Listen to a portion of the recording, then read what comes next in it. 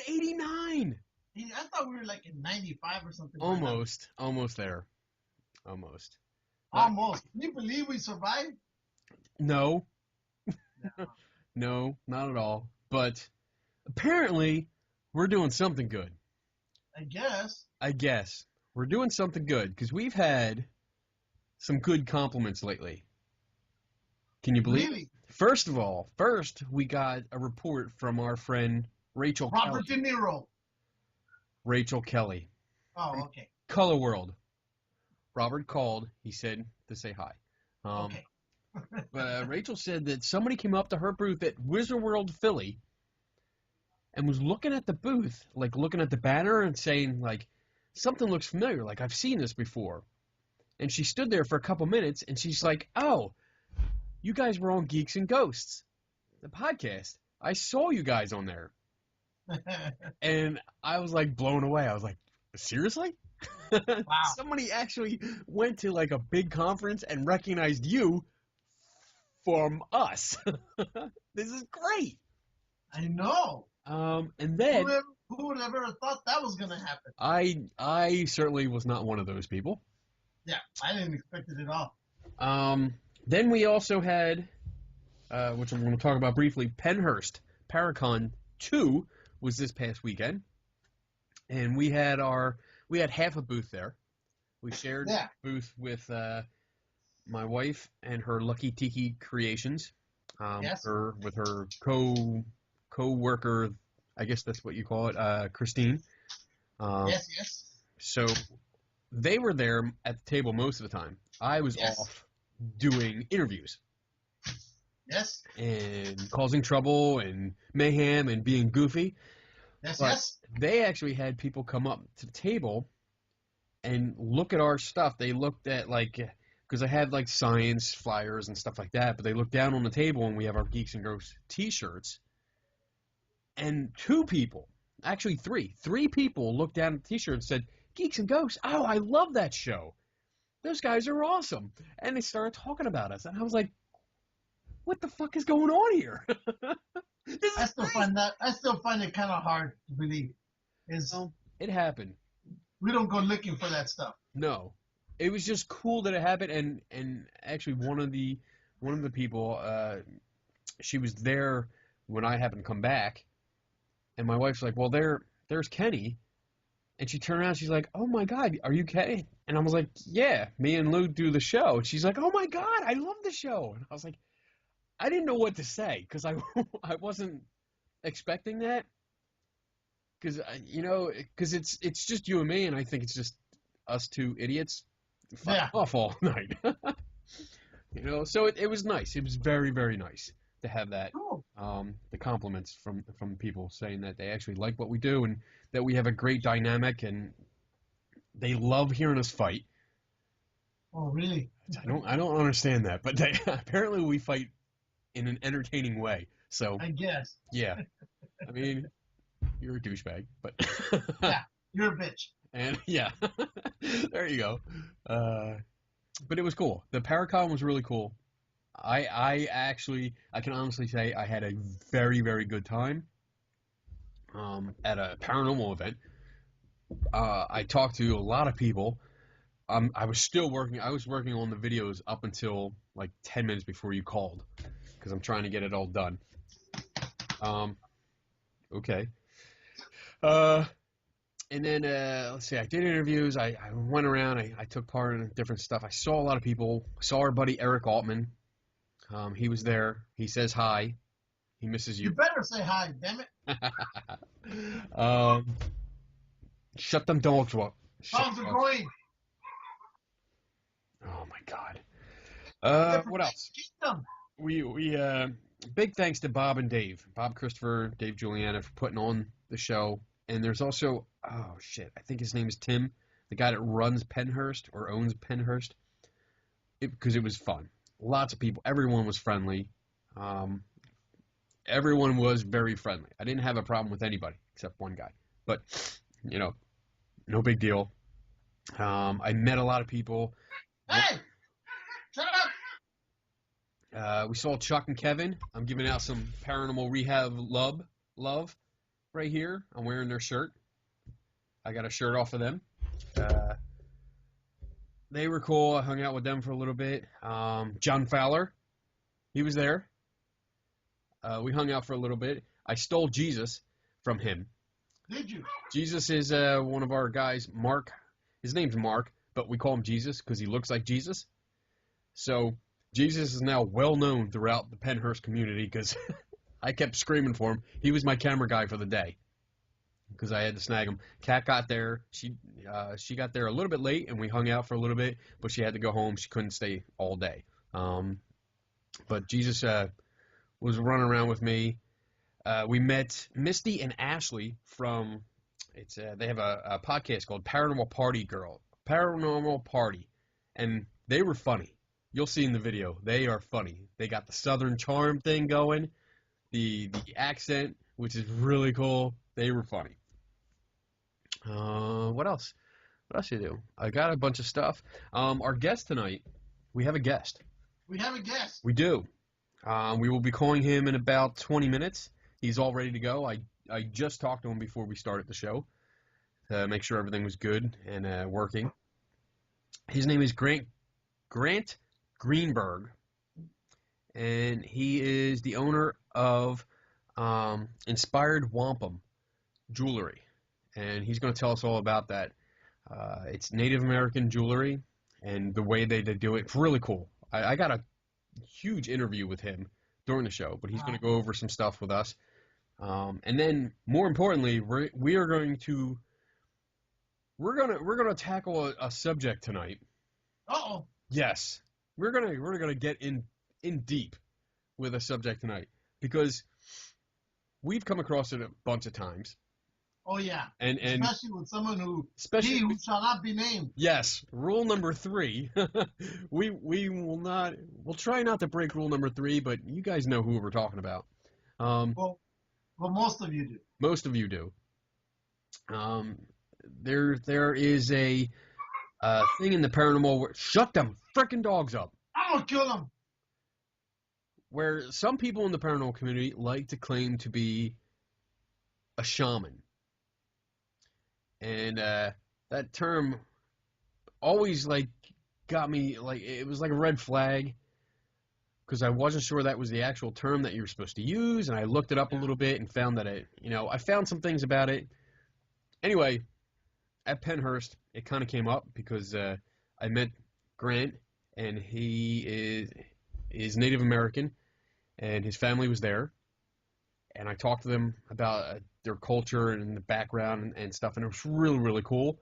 I actually, because I did the interview with him, I actually did 2 interviews with him, and really got to talk to his family and his mother-in-law. His mother-in-law was like the head of the family. Like, she was this 4-foot tall older woman that was she was feisty. I loved her. Yeah.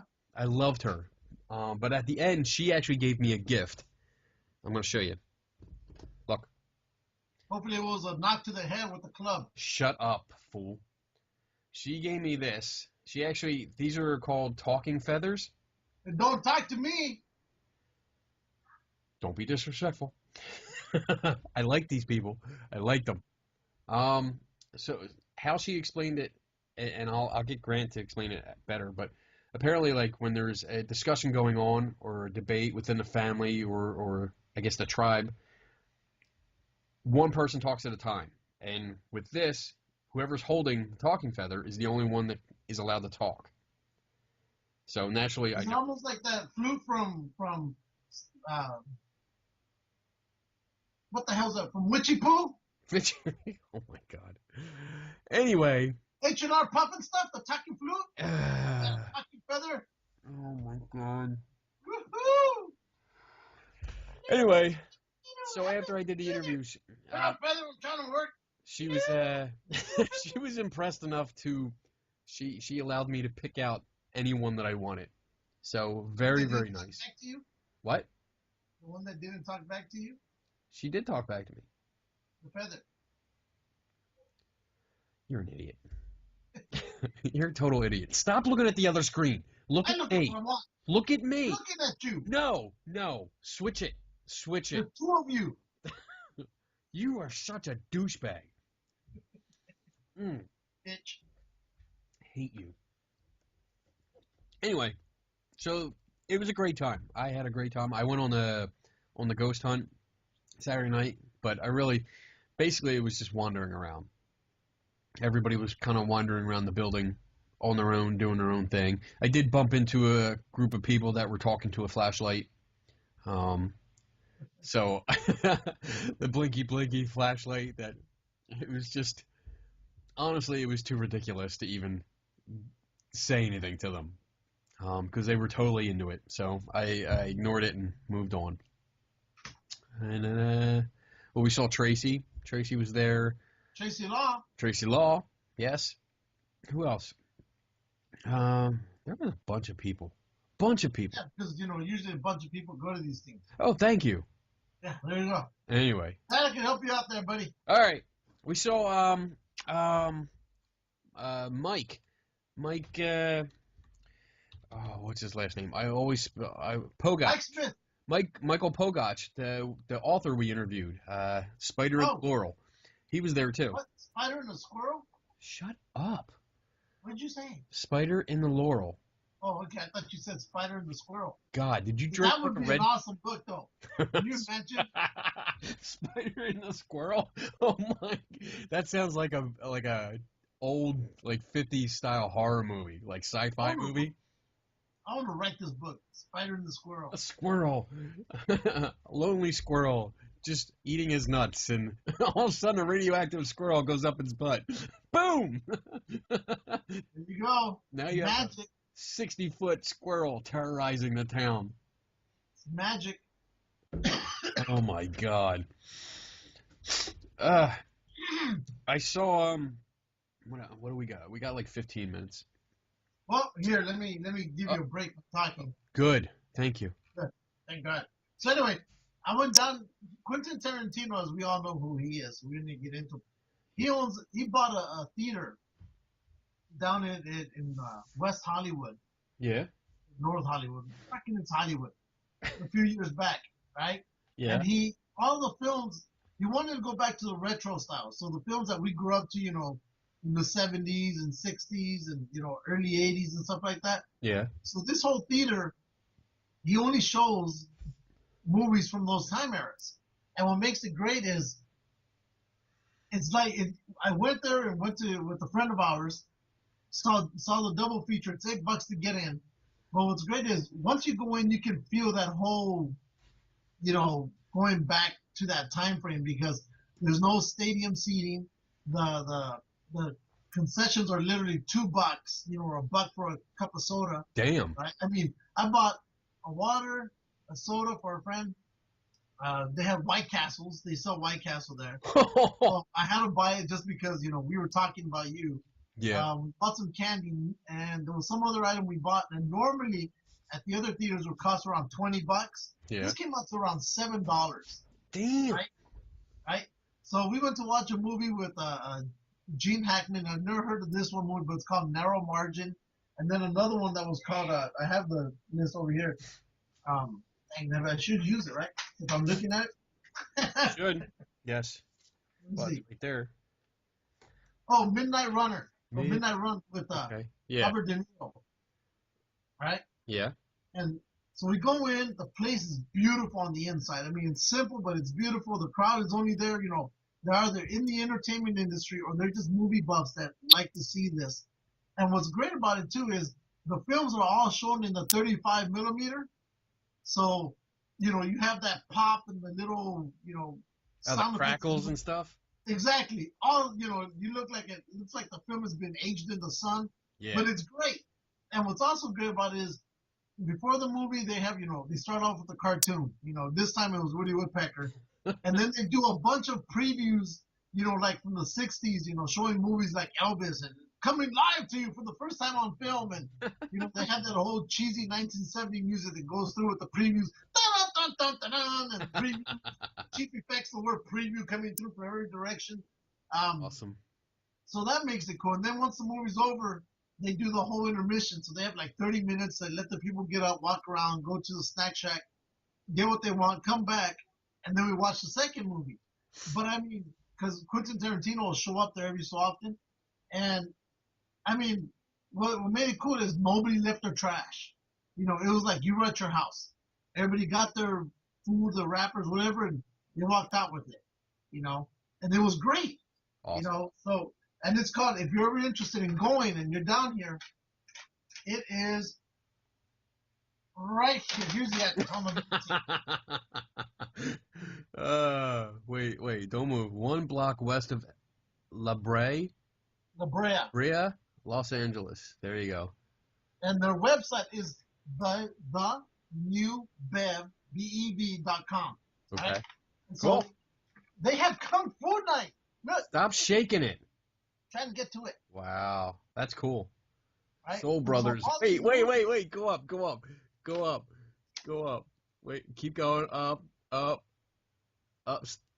Stop. The Soul Brothers of Kung Fu. That's awesome. Exit the Dragon. Oh, that is so cool. with Bruce Lee and Carl Scott are the Soul Brothers of Kung Fu. Exit the Dragon, Enter the Tiger. Dude, this is a double feature I gotta go see. You Right? gotta go see that. But check this out. This was cool. These movies, unlike, you know, regular movies where a movie comes out, the theater keeps it in there for what, 2 weeks? Yeah. Here it's a hit and miss because some movies they show for one day only, others are there for 2 or 3 days, and they constantly swapping out the movies. You know, Yeah. so for example, this one is on for only one night, June 28th. You goddamn right I'll be there with our buddy. And then they got this other movie called, what's it called? The Mad Executioners. This one's on the 14th, 15th, and 16th, which is really cheap English British horror, right? Yeah. From like 1965. But, you know, our buddy and I were going to this one. You know, and then of course you got all this other stuff back here. Wow. Big. Snoopy Come Home. The Yeah, that Princess was back Bride. in 1972. I'm planning to go to see that. Classic Princess Bride. So, but I mean, Awesome. the whole he's done a good job. I mean, the whole thing about, you know, taking it back to the original stuff, it does that. Yeah, I saw that. And so, I mean, we're thinking that for Halloween, that'll probably be one of the movies they show. You know, Ghostbusters. But I'm assuming it'll be horror movies as well. But this place is really cool. It's really retro. And, I mean, if you're in the area, you should go to this place. You know, just check it out. Like I said, thenewbev.com. Cool. Unofficial sponsor number 1, Quentin Tarantino. Awesome. And unofficial sponsor number 2, the New Beverly Cinema. Sweet. So, but yeah, no. So I told the wife this could be, you know, date night. There you go. So, because it's cool. I mean, I really was jazzed up about it. And like I said, $8 to get in. Yeah. And not even that much to get all that food. And, you know, the White Castle were 2 burgers. And I was telling our mutual friend that about how White Castle is full of horror stories, that every time we've eaten them, it's like, you know, we're goose, we're geese, we're just shitting out our ass like no day. That's you. Know, you. That's you too, shooting That's cookie. you. Last time you ate White Castle in I Louisville, was you were fine. shooting cookie dough out your ass. No, I was fine. You're the one like, Oh, I you had gotta the go back squirts. to the room first. You were doing water painting. I gotta go back to the room. I have to go to the bathroom. And like an hour later, we went to the pig roast and came back to pick you up because you were so long. Whatever. Anyway, hey, look, before we got 5 minutes. I got this at Penhurst because there was 2 vintage toy dealers there. So I got this one and I got this, which I'm not sure what this is. It's R2D2, stupid. I know it's R2D2. The head spins, but it's like plastic, like it's supposed to be a bank, but there's just a mantelpiece. There's all no it is. slit. There's no opening at the bottom. There's nothing around. I don't know what it's supposed Just to a do. mantelpiece. Yeah. That's all it is. I think I'm gonna put a light in it. I'm gonna draw a hole in it. Good. Destroy history. You shut up. What a You're bitch. such an ass. Whatever. And then I got. You might eat this. A noose, maybe to hang yourself with.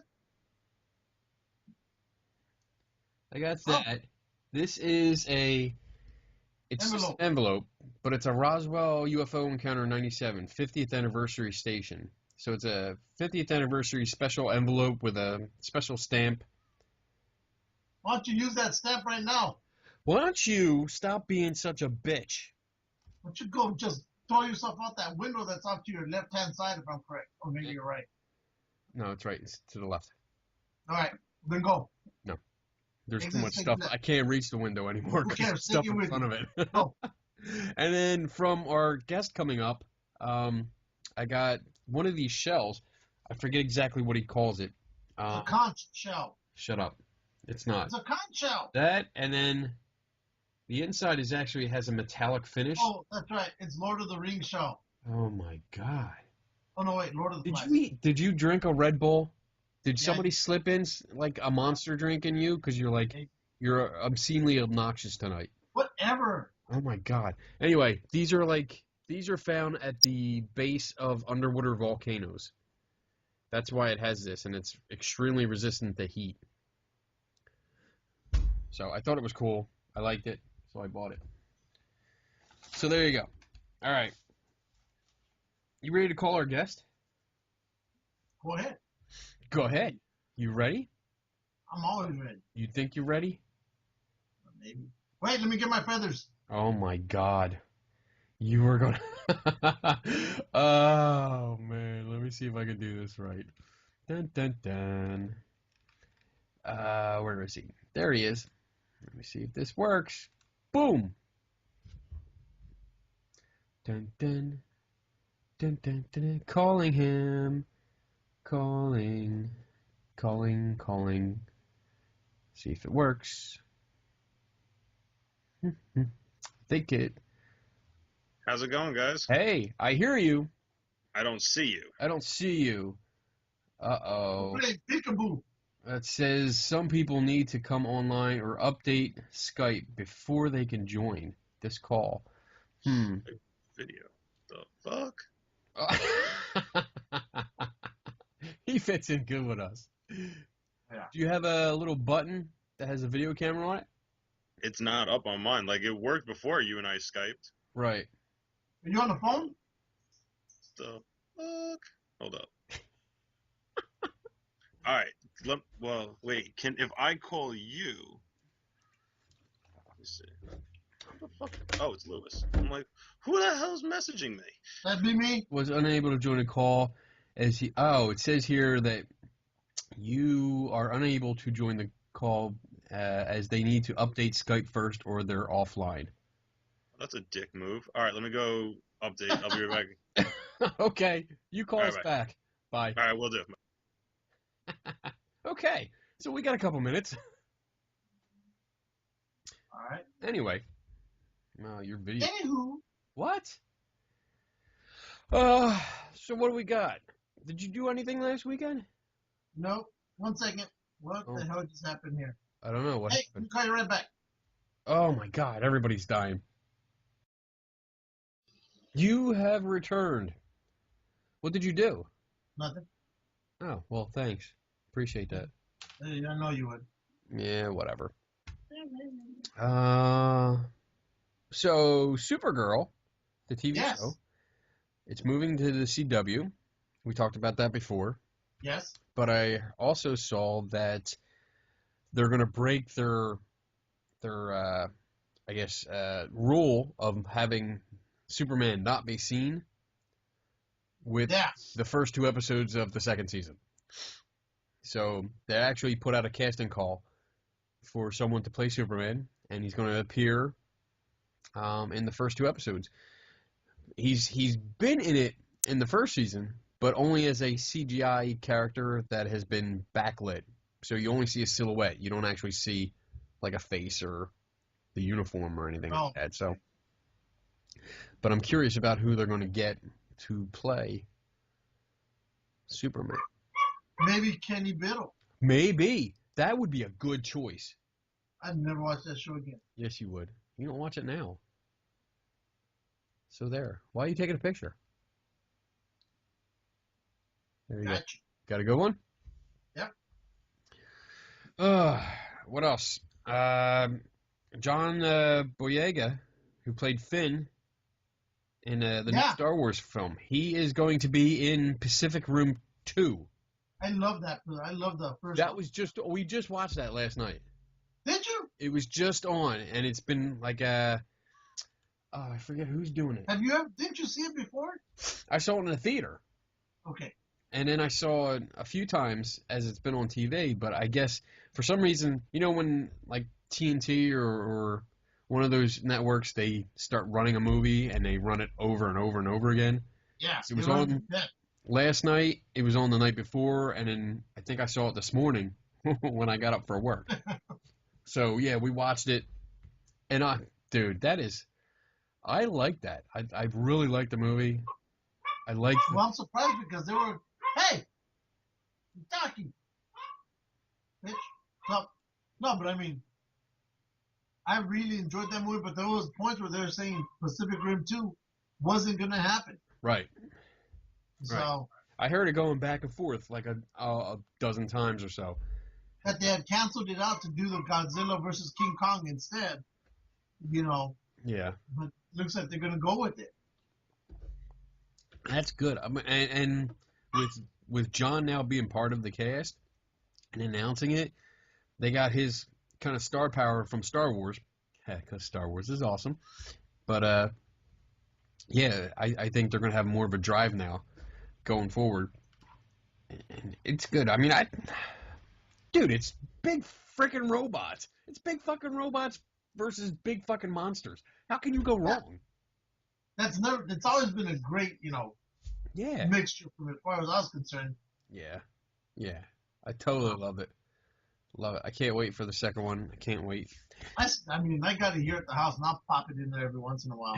I can't deal with the commercials from TNT or whatever. Right. I just put it in there. Yeah. So did you see that thing I posted over there in that Oregon that's next to the ocean? Oh, the organ. Yeah, I saw it. I didn't get to play it yet, though. Try it. Oh, here it is. Here it is. Let's see. Ooh. Show the video. Do I have Share. to? You're such a pain in the ass. Okay. Nope. Let's see. You there? I'm here. There he is. Oh, Uh-oh. wait, we're blinking in and out. Wait, we're blinking. Oh, I finally see Lewis. I see There we Lou. go. I see your picture is frozen for me. You see me now? I hear He's you. still frozen, but I see him. It's still frozen. Yeah. Damn it. Well, at least he don't look bad in the frozen picture. Oh, that's always good. No, Lewis has got a fucking cool man cave too. Yeah, Damn it. I know. I feel like the bitch out of this one. Oh shit. Oh well. Hopefully we'll see if the video. Oh wait. It got a circle going. There we go. Now he's flipping you What is off. that? I was just saying, just wanted to make sure that we're good. Ooh, he flipped you off, Kenny. I love that part. This guy's That was already. you. He likes me. No, he hates you. And I fucking hate everyone equally. Let's go. Oh. How you doing, Grant? I'm not bad. How are you guys doing? Oh man, I haven't seen you in like, I don't know, 3 days. Days, it sucks. God. I know. What did it do? Holy shit. Well, this is Lewis, or Lou. How's it going, Lou? Hey, what's going on? The comic relief of the show. That's right. Very nice, very nice. Our resident Mexican. Behind. I'm impressed. Yeah. Yeah, I told you, we're both geeks, and we love this shit. Me too. I'll give you that. Like, I sadly don't have my comic book collection behind me, but I definitely have a pretty nice one. Just go get them and start nailing them into the wall behind you. Yes, and my wife will pull the nails out and put them in my forehead. So, I mean... Oh, all right. So, welcome to the show. And it's nice to be here. Before we start, why don't you give us a little background? Like, who are you? Who am I? Wow. Well, first I'll say that we have you on the show because I got to meet you this past weekend at the Penhurst PowerCon #2, and you had a huge booth of just really cool jewelry. That was really really cool. And you have a company called Inspired Wampum, Yep, right? Inspired Okay. Wampum. And it was really cool. You had a lot of cool things. I bought some things off of you, An abalone shell for smudging and stuff. and I was able to get a really cool, awesome gift from Smudge feather or a talking feather. So Lewis, you're screwed because he has the feather, so you're never gonna talk. Told Oh, you. he was making fun of that talking feather before you came on. I mean, I was like, I was. Kenny, it's a gift. It's Just giving you a warning right now. Lou just makes fun of everybody. Good. Don't worry. Okay. I'll be throwing it right back. We're good. alrighty. All Because right. Kenny can't do it. Kenny just starts crying like a little bitch, and he huddles in the back corner. You of know his what? office. I'm just the nice guy out of the two of us. Aw, sad clown. You'll live. Yeah, I like your Kenny- fucking shirt, Lewis. that's right. That's I'm totally a Green Lantern fan. 100%. See, What? see, not Gizmo. We connect. Fucking simpatico I know. over here. Damn it! We started the call and I saw that shirt on. I'm like, fuck. He's already got it in. Damn it. But as you were saying, like, who am I? That's a deep question. Do you want to go philosophically or what? Well played. I have the lantern that goes with the ring that I can turn my lantern on with my ring. Ooh, So freaking cool. So yeah, who are you?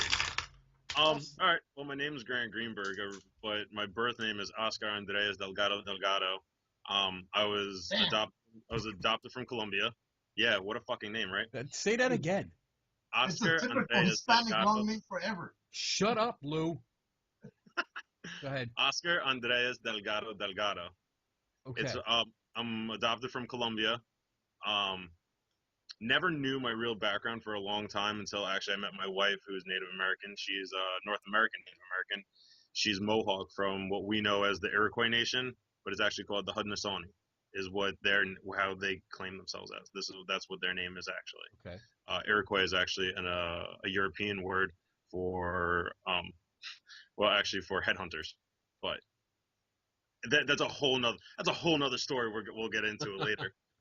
Once I met her, I actually met a lot of other Native Americans, some Aztec dancers, who I was always interested in. I'd always felt like, okay, that's very interesting. I would love to learn about them. And actually, I got very close with one of them, the Salinas family. The Salinas family is world renowned. They've danced all over the world. Very big family, Aztec family. So I got to talking to them, and I asked them, how was the best way to find my ancestry? How do I do that? Because through the birth records and medical records, they suck in a third world country. Note to self. So what actually they did, and they taught me and they showed me how to do it, was we went through the baptism records, the church. So the church had all that, and my lineage goes all the way back to Aztec ancestry as well, from Mexico City. Wow. So that's who I am in the native aspect. As a person, most people always say, like, wow, do you still live in teepees? I'm like, no, but I definitely still scalp people if you keep asking me stupid questions. Who I am, actually, right now, I have my master's degree in social work. I have my bachelor's degree in social work. I'm a trauma therapist for children and adolescents. I work with drug and alcohol with adolescents. I'm specially trained to work with veteran families and veterans. My whole family was in the military. I tried to get into the military. I did pretty well, but then medically I couldn't because of my knees. So that was kind of a rough time. But I moved forward, went on, got into as I said, working with the families of veterans, and now I'm looking to get into my PhD in social work. Very cool. So That's cool. So it'll be Dr. Greenberg. Oh, doctor. I mean, the only one I really want to call me that is my wife, but Now it's a That's all we need. right? Telling you. Doctor. The other thing I do is, as I said, Inspired Wampum, what we were talking about, is Inspired Wampum. It came to me, the name Inspired Wampum came to me because I'm inspired by the previous wampum makers throughout the culture, throughout the history. My wife's family is Mohawk, as I told you. So what I did was go through the proper ways, and I went to her elders. I went to her family and everything, and asked if I could learn. There's a special way to do it. There's rituals you're supposed to do. There's ceremonies, and they allowed me to. They allowed me to learn how to do wampum, how to do it appropriately, properly, and then gave me the history on it. So now also what I do is I give seminars. I talk. I get. I just recently I actually did one with our friend Kathy. I held a seminar, and it's really kind of like Native American 101, kind of just breaking some of the stereotypes, breaking some of the myths about natives. Okay. So that's kind of where I'm at with that. Now, what is wampum?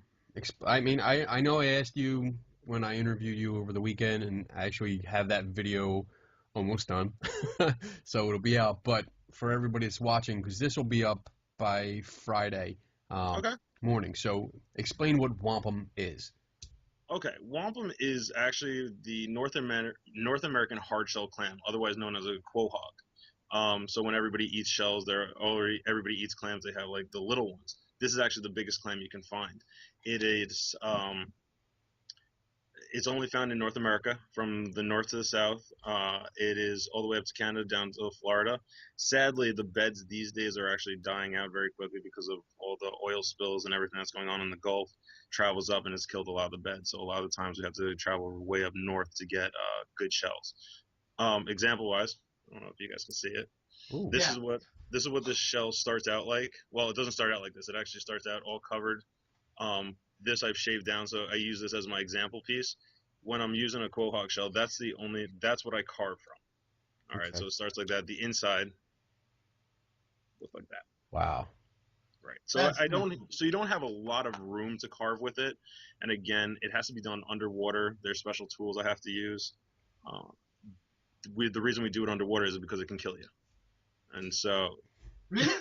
yes, Hey, Lou, dust. you should try this. How so? Like, Lou, get on this. Try Get it on out. this, Lou. Tell me how it feels. Nothing can kill me. Just, I went up against 4 million man Iraqi army. It didn't do anything to me. Some little tiny shop gonna kill me.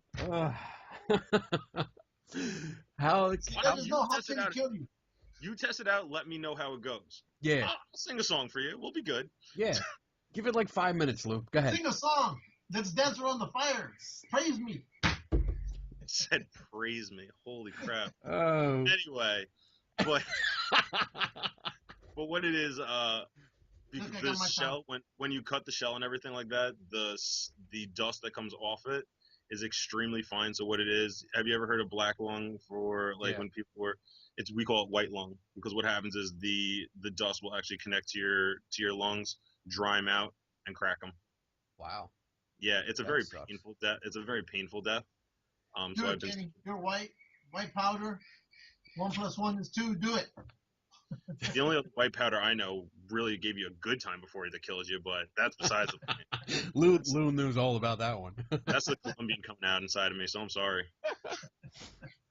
Oh man. So what got you? So you were interested? I mean, I guess did you see this kind of jewelry before? Did it just spark interest? When I went to powwows and everything with my wife, I started seeing this jewelry pop up. I never saw it really done very well. So, I mean, not that it wasn't done very well, but I saw it in a very basic or primitive style. And a lot of natives like that. They like the primitive style. I liked it. I saw the purples. I saw the colors. I loved what it was, and I thought I could shape it. I can use it as a real medium to go forward with it. So I started carving, cutting. I got lessons from various wampum makers.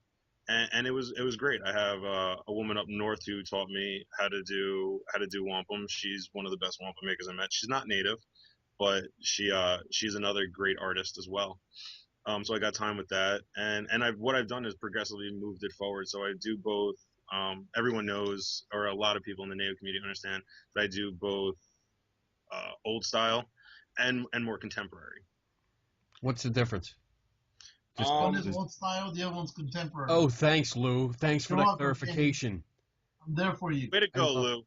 Way to fucking take it up a notch. Yeah. Right. Way to fucking take it up a notch. Contemporary would be more like this, like how I've carved a stingray out of it. Okay.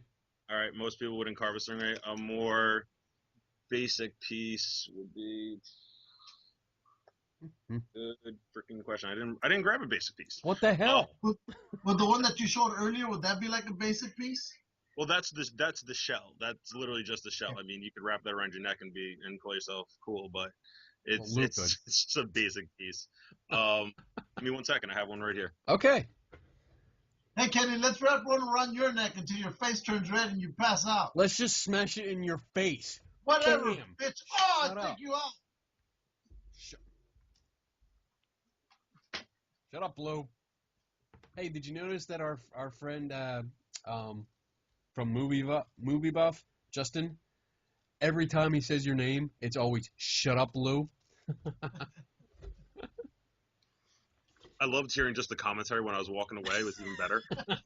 Like a basic piece would be taking the shell itself and just showing the beauty of the colors of the lines, Okay. not taking it and actually shaping it like a design or like an Right. animal. So, since I'm assuming, how's the reception been when you sell these? I mean, do you get wiped out, or is there a lot of interest? What? It's a hit or miss. In the native community, it's a hit or miss, and it's for different reasons. Because in the native community, some people like the more contemporary, some people like the more conservative, more old school. So I have to have a variety there. Don't take offense to it. In the white world or in the European world, I don't care. in the European world, it's more it's a lot of education. Like you really, I have to explain what it is. No one hears about it. Everyone thinks when you hear native jewelry, you're like, oh, I want turquoise. Fuck it, turquoise. It's an amazing turquoise. Fuck turquoise. Yeah. And you're like, shut up. It's not turquoise. Because they always think, and it's not, and it's understandable. I mean, majority of the time you hear turquoise with Native Americans because you hear a lot of Western Native Americans rather than Eastern. More recently, we're hearing more and more of the Eastern Native Americans coming out and really giving more explanation of who they are. What are we? And you're right, because over here on the West, the turquoise does come out a lot with the Western tribes. I mean, it is everywhere. Yeah. And the funny part is that most people don't know is that we have turquoise in the East. There were turquoise mines. My mother-in-law, Kenny got to meet. My mother-in-law has a very big piece of turquoise from an Eastern mine. Now all the Eastern turquoise mines have been destroyed. They've been wiped out. So there's not many. They're very few, in fact. Destroyed how? Like they've just been exhausted, or? Yeah, they've been drilled so much and everything that either they've caved in or there's no turquoise left in there. Okay. So most of the turquoise that we see comes from the West. Actually, best known as wampum is known as the Eastern diamond, as turquoise is known as the Western diamond. Oh, okay. Wampum was known as the Eastern diamond to us. Very nice. And it was really cool. I mean, I got to see a lot of the pieces you had on display, and it was really, really cool. Some of the designs. I mean, I guess I would be more with the more modern designs and stuff like that. I liked, just because the artist in me, I love the artistry, I love the detail, and just seeing some of the pieces, I was amazed that you actually got that from a seashell. A lot of people do. They always think like, oh, this must be a huge shell, or oh, this must be like a huge rock. And in all essence, I have, like, if you really look at the shell itself, you only have that much. It's maybe an inch, 2 inches. There are some shells, obviously. I mean, there are bigger shells. That's just my example shell. Like I have shells that fit the size of my hand, and like that'll be like a 5-inch diameter, 6-inch diameter. And obviously you can carve a lot bigger with those. Cool. See, I like the contemporary. It's simple. You know, that's what I would like about it. You're simple. You're just stupid. Okay. Actually, you guys would find it interesting. I actually just recently had an order and I filled it. I did Hello Kitties, I did Superman, and I did a Batman, all in wampum. There you go. We should get them done. I know. We should get a Batman and Superman. He's Batman, I'm Superman. Damn it, Lewis, I'm with you like all the way. Like, damn, Kenny, you're just like not winning points here. Hey, I have a feather. Both of you shut up. Shut up. Shut it. I got a tomahawk. My tomahawk takes your feather. No. Bitch slapped you. Your mother-in-law said I get to speak. Yeah, if my mother-in-law says that, then I can't say shit. That's what that is. Dude, I love her. She was just amazing. She's probably one of the strongest women you'll ever meet in your life. So tell us about her. She's a Mohawk. She's an elder. It's actually very interesting. Actually, that gives a good lead to the fact that Native Americans, majority of most tribes, I can't say all tribes, and let me just jump in there quickly and just throw out there. What I'm telling you is what I've learned. It doesn't go for all tribes. Okay, every tribe has their own. Even within the Six Nations, which is the Haudenosaunee or the Iroquois nations, within them there are different traditions, different different protocols, different things like that. So what I've learned is what I'm explaining to you. So if there are Okay. other natives out there, don't think I'm trying to tell you how to be a native or this or that. It really is just how I've been taught. Okay. That being So said, what? what Okay. was that? No, That keep that going. being said, that the Eastern natives and also majority of natives in North America, it's a matriarchal society, or the women rule. Um, we always joke around, oh, the chiefs and everything like that, but the people who choose the chiefs are the women. The women will sit back and they'll watch. They'll see while you're growing up. They'll see who's going to be a chief, who has that aspect of being a chief. What makes one an elder? Why I'll did you get have to to that write it down? because You he didn't don't want want to. to interrupt them. You already did. Shut And then up, you bitch. told him to keep going. You just why do you Whatever. interrupt and say, "Oh no, go ahead," and then Hey, you hey, write it down and hey, interrupt them again? white trash. Shut up. Oh my You two God. bicker like an old married couple. It's hysterical. He, Um, he's an I'm ass. gonna get to that in a second. I'll explain what an elder is. But as I was saying, like the matriarchal society, it is all run by the women. The women, and there's a reason for that because women are a lot more level-headed. They're a lot less irrational. We are impulsive. We act out. Men do that. We do. We absolutely do. So the women sit back and they're able to do that. They're able to collect themselves. They're able to figure out what's going to happen. They are the ones who choose, and what that is called a clan mother. They choose who's going to be in what positions. As for being an elder, that's like a twofold question because there's a lot of different reasons. Some people think just being old makes you an elder, and that's not how I've been taught. That's not how a lot of natives believe it. To be an elder, you have to gain the respect of the people. You have to gain the respect of the youngers.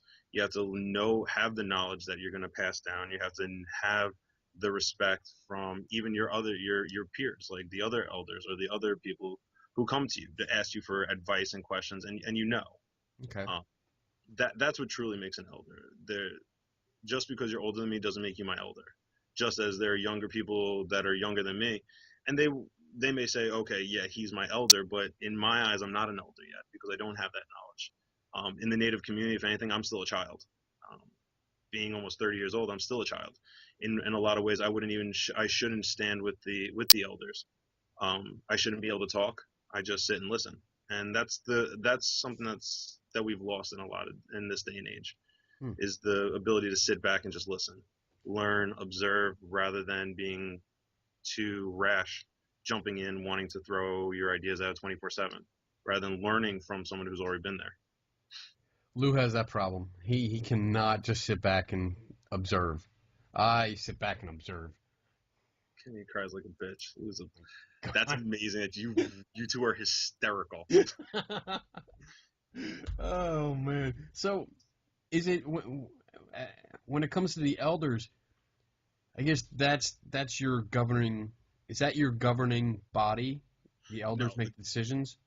the governing body, or at least for the Iroquois Nation, is Grand Council. Grand Council is a derivative of all the different tribes, the Six Nations. Well, it's actually five nations: the Mohawk, Cayuga, Onondaga, um, Oneida, and Seneca. The five nations. Those are the five elder brothers.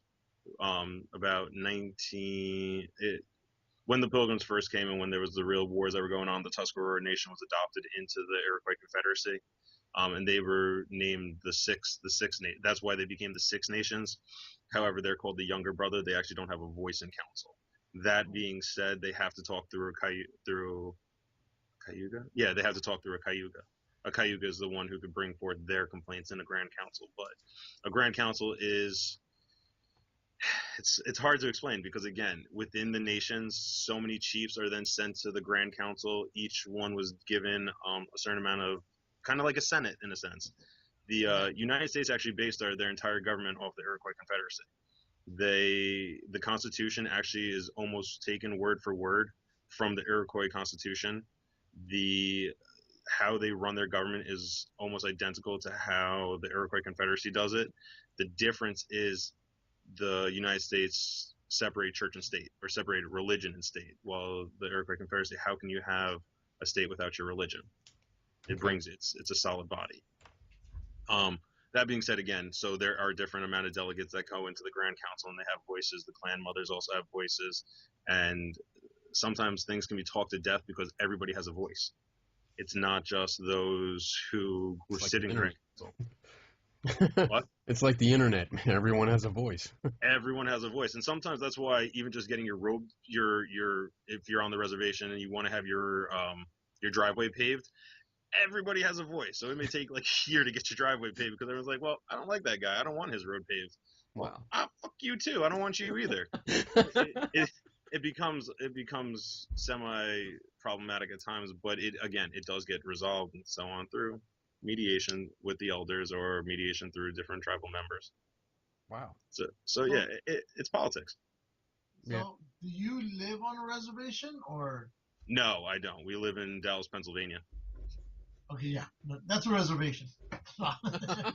No, that's called bumblefuck. That's what that is. How far are you from Philly? About 2 hours.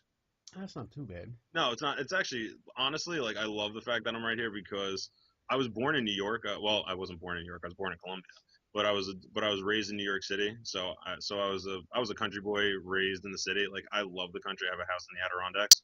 So I've always actually been around natives, prior to actually meeting my wife. But yeah, I love where I'm at because I have 2 hours to Philadelphia and 2.5 hours to New York. So I can literally get to either city. Nice. Oh, that's cool. Yeah. Yeah. So how did you end up at a paranormal event?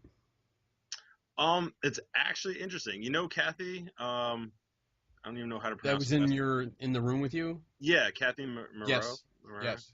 the psychic medium. Well, her and I got to talking. She found my jewelry online, and she was really interested in it. So I sat down, I spent some time with her and talked to her about stuff and was explaining about Native American culture. And then she asked me to do a little seminar for some of her clients and stuff like that. So I did. At that point, she told me about Paracon. She said it would be interesting to go to something, especially being in that sense, in that area with the paranormal and stuff, and how we deal with paranormal and everything. She thought it'd be interesting, so I said, sure, why not? Let's go. Very It cool. worked out perfectly.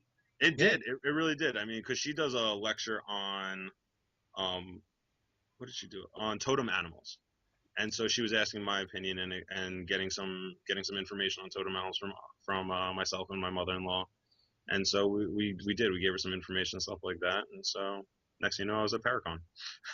Oh, That's cool. That is really cool.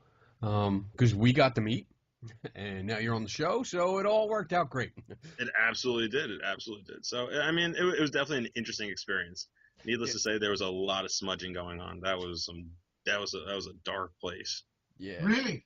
Yeah, So- yeah. It kind of like with your feather and your shell, like an avalanche. I gave you like a pretty much yep, your feather, crazy feather. Boom. Feather and the avalanche shell. It's a smudge kit essentially. What it does is you'd put your cedar and your sage in there, and you'd burn that. Use the feather to spread it around your room and stuff. And what it's doing essentially is letting the spirits go, or it's cleansing an area. You really got, and a lot of people, they say, oh, I want to smudge, I want to smudge, I want to smudge. But a lot of times I tell people, smudging may not be for you. I mean, you really have to believe in what you do, you know? Kind of like when somebody prays and they hold a cross. Like, if they don't believe in their cross and they don't believe in Jesus, if that's what it is, what's the point, you know? Mm-hmm. Same thing with smudging. You have to believe what you're doing. You have to believe that you're really cleansing your area. It's essentially kind of like it's kind of like a conduit to let that energy release, protect you, and create like a bubble, create like a safety for yourself. That's the same thing like with the medicine bags I was explaining to you. Okay. So it pretty much comes back to perspective. I mean, Mhm. if you have to believe in what you're doing, and I guess it really doesn't matter what you're doing, as long as you believe that it's going to have the desired effect. Right, just like how if some people bring a priest in to exercise a house, you know, and they sit there with their holy water and they throw it around the room and get a little bath and everything, and they clean the area, and that's what they do, and That's what Lou does. All the time? Luke goes to church and he's like, "Oh, I can take a bath." Scrub a tub Holy- tub. I'm fucking cleaning the tub. So, Exactly. but again, it really comes down to that. It comes down to really what you believe in. And a lot of people do believe in smudging and it cleans out. Um, Science has actually shown that smudging has been used for thousands of years. And what it actually also does is it disinfects an area. It kills biogerms that are in the air. Hmm. There was an article. I actually give out an article during my seminar that explains that it actually cleanses an area, not just of the I don't wanna, it's hard to translate words sometimes because there's native words that just don't translate. But the evil spirits against, like, so it's other than cleaning the evil spirits, it also cleans your air. So when you were at Penhurst, who was doing most of the smudging? Was it you, your mom? I mean, Oh, my mother-in-law is a lot stronger than I am. My mother-in-law, she as a again, Dude, it's not. you know It's what? not. Nothing on this world or another world will come near his mother-in-law. She actually made like a gesture at one point where it looked like she was gonna get up like towards me, and I stepped back, and I was already like a good 5 feet from her. Let's put it this way. My mother-in-law, my cousin, Quentin, he is one of the leads. He's one of the lead guns on a SWAT team. He'll take a step back. If she's getting up, you're taking a step back. Yeah, She- she's got she- that whole. She's But- got that. But when you look at her, she looks like Mrs. Claus. Yeah. She really does. She has glasses on her nose. She's very very docile looking, but you just know this is Yeah. not someone you ever want to mess with. When she makes eye contact, I was like, oh, I'm on guard. I always joke around. My wife and her are like great white sharks. They're beautiful. They're majestic. But the minute you see those black eyes, you're fucked. Oh man. since you married into the nation, Mhm. what privileges do you get or you don't get? Are you treated equally? In the native community, how it is when you marry in, you go into your wife's clan or you go into your wife's tribe. It's, as I said, it's matriarchal, but it's also matrilineal. So it doesn't matter what your father is; it's what your mother is. Um, like an explanation is, you can have many fathers, you can only have one mother. Yeah. You know what I'm saying? So again, a lot of what people take as like myths or stereotypes, it's very logical about how it's done, and that is, you can have many fathers, but there's only one mother. So we go matrilineal, so the mother's bloodline is followed. So when I married in, so let's say I was a different clan or something like that, I would now be essentially as I am right now. I am Mohawk Turtle Clan because I've married in. The funny part is, if we ever got divorced or anything like that, all she would have to do in the native community is take my moccasins, put them outside the door. That's it. She gets everything. So then you would go from Indian, you'd become Colombian again. I'd be screwed because I'd probably be dead. Yeah, there's no leaving a Mohawk woman. She'll just bury you. It's just what that is. Damn. Oh, good to know. Okay. Yeah. Oh, the Mohawks are known to be the fighters. They are the warring tribe of all. They were known to be headhunters. They're actually, in the past, they'll say when in some wars during the day, if a great warrior was captured, they would eat the heart of the warrior. But the Mohawks weren't a Great Plains tribe, were they? They were mostly East Coast. They're East Coast. Yeah, they've always been on the East Coast. Their creation story starts in the East. Okay. So, yeah, I was wondering because they wouldn't be considered Great Plains. Now, Mohawk, is that the same as Mohican tribe? Or No, it's no, two no, no. different? Because isn't, if I'm correct, the Mohican tribe is dead and gone. Am I correct? No. The Mohicans Okay, are then. still there. The Mohicans actually are growing rapidly. The Mohicans, they own the Mohegan Sun in Connecticut. They own the Mohegan Sun in Wilkes-Barre, Pennsylvania. The Mohicans are still alive and kicking. Same with the Pequots, the Wampanoags, the Mashantuckets. A lot of natives are coming back. I mean, it's not so much that they were never gone, but they're finally getting a voice again. They're becoming stronger, both politically, educationally, economically. The Iroquois Confederacy, they are one of the only tribes that hold a seat in the UN. They Yeah, I actually know about the Iroquois. they have a seat in the UN. The Seminole Nation owns all the Hard Rock cafes. They actually own the corporation of Hard Rock Cafe. Really? They both own international and national. Yeah, Wow. they own I didn't know patents that. for some of the all the rodeo ropes that are used in old rodeos. They own the patents for them. Wow. Yeah, Wow, Damn. yeah. that's So new again, information we never knew.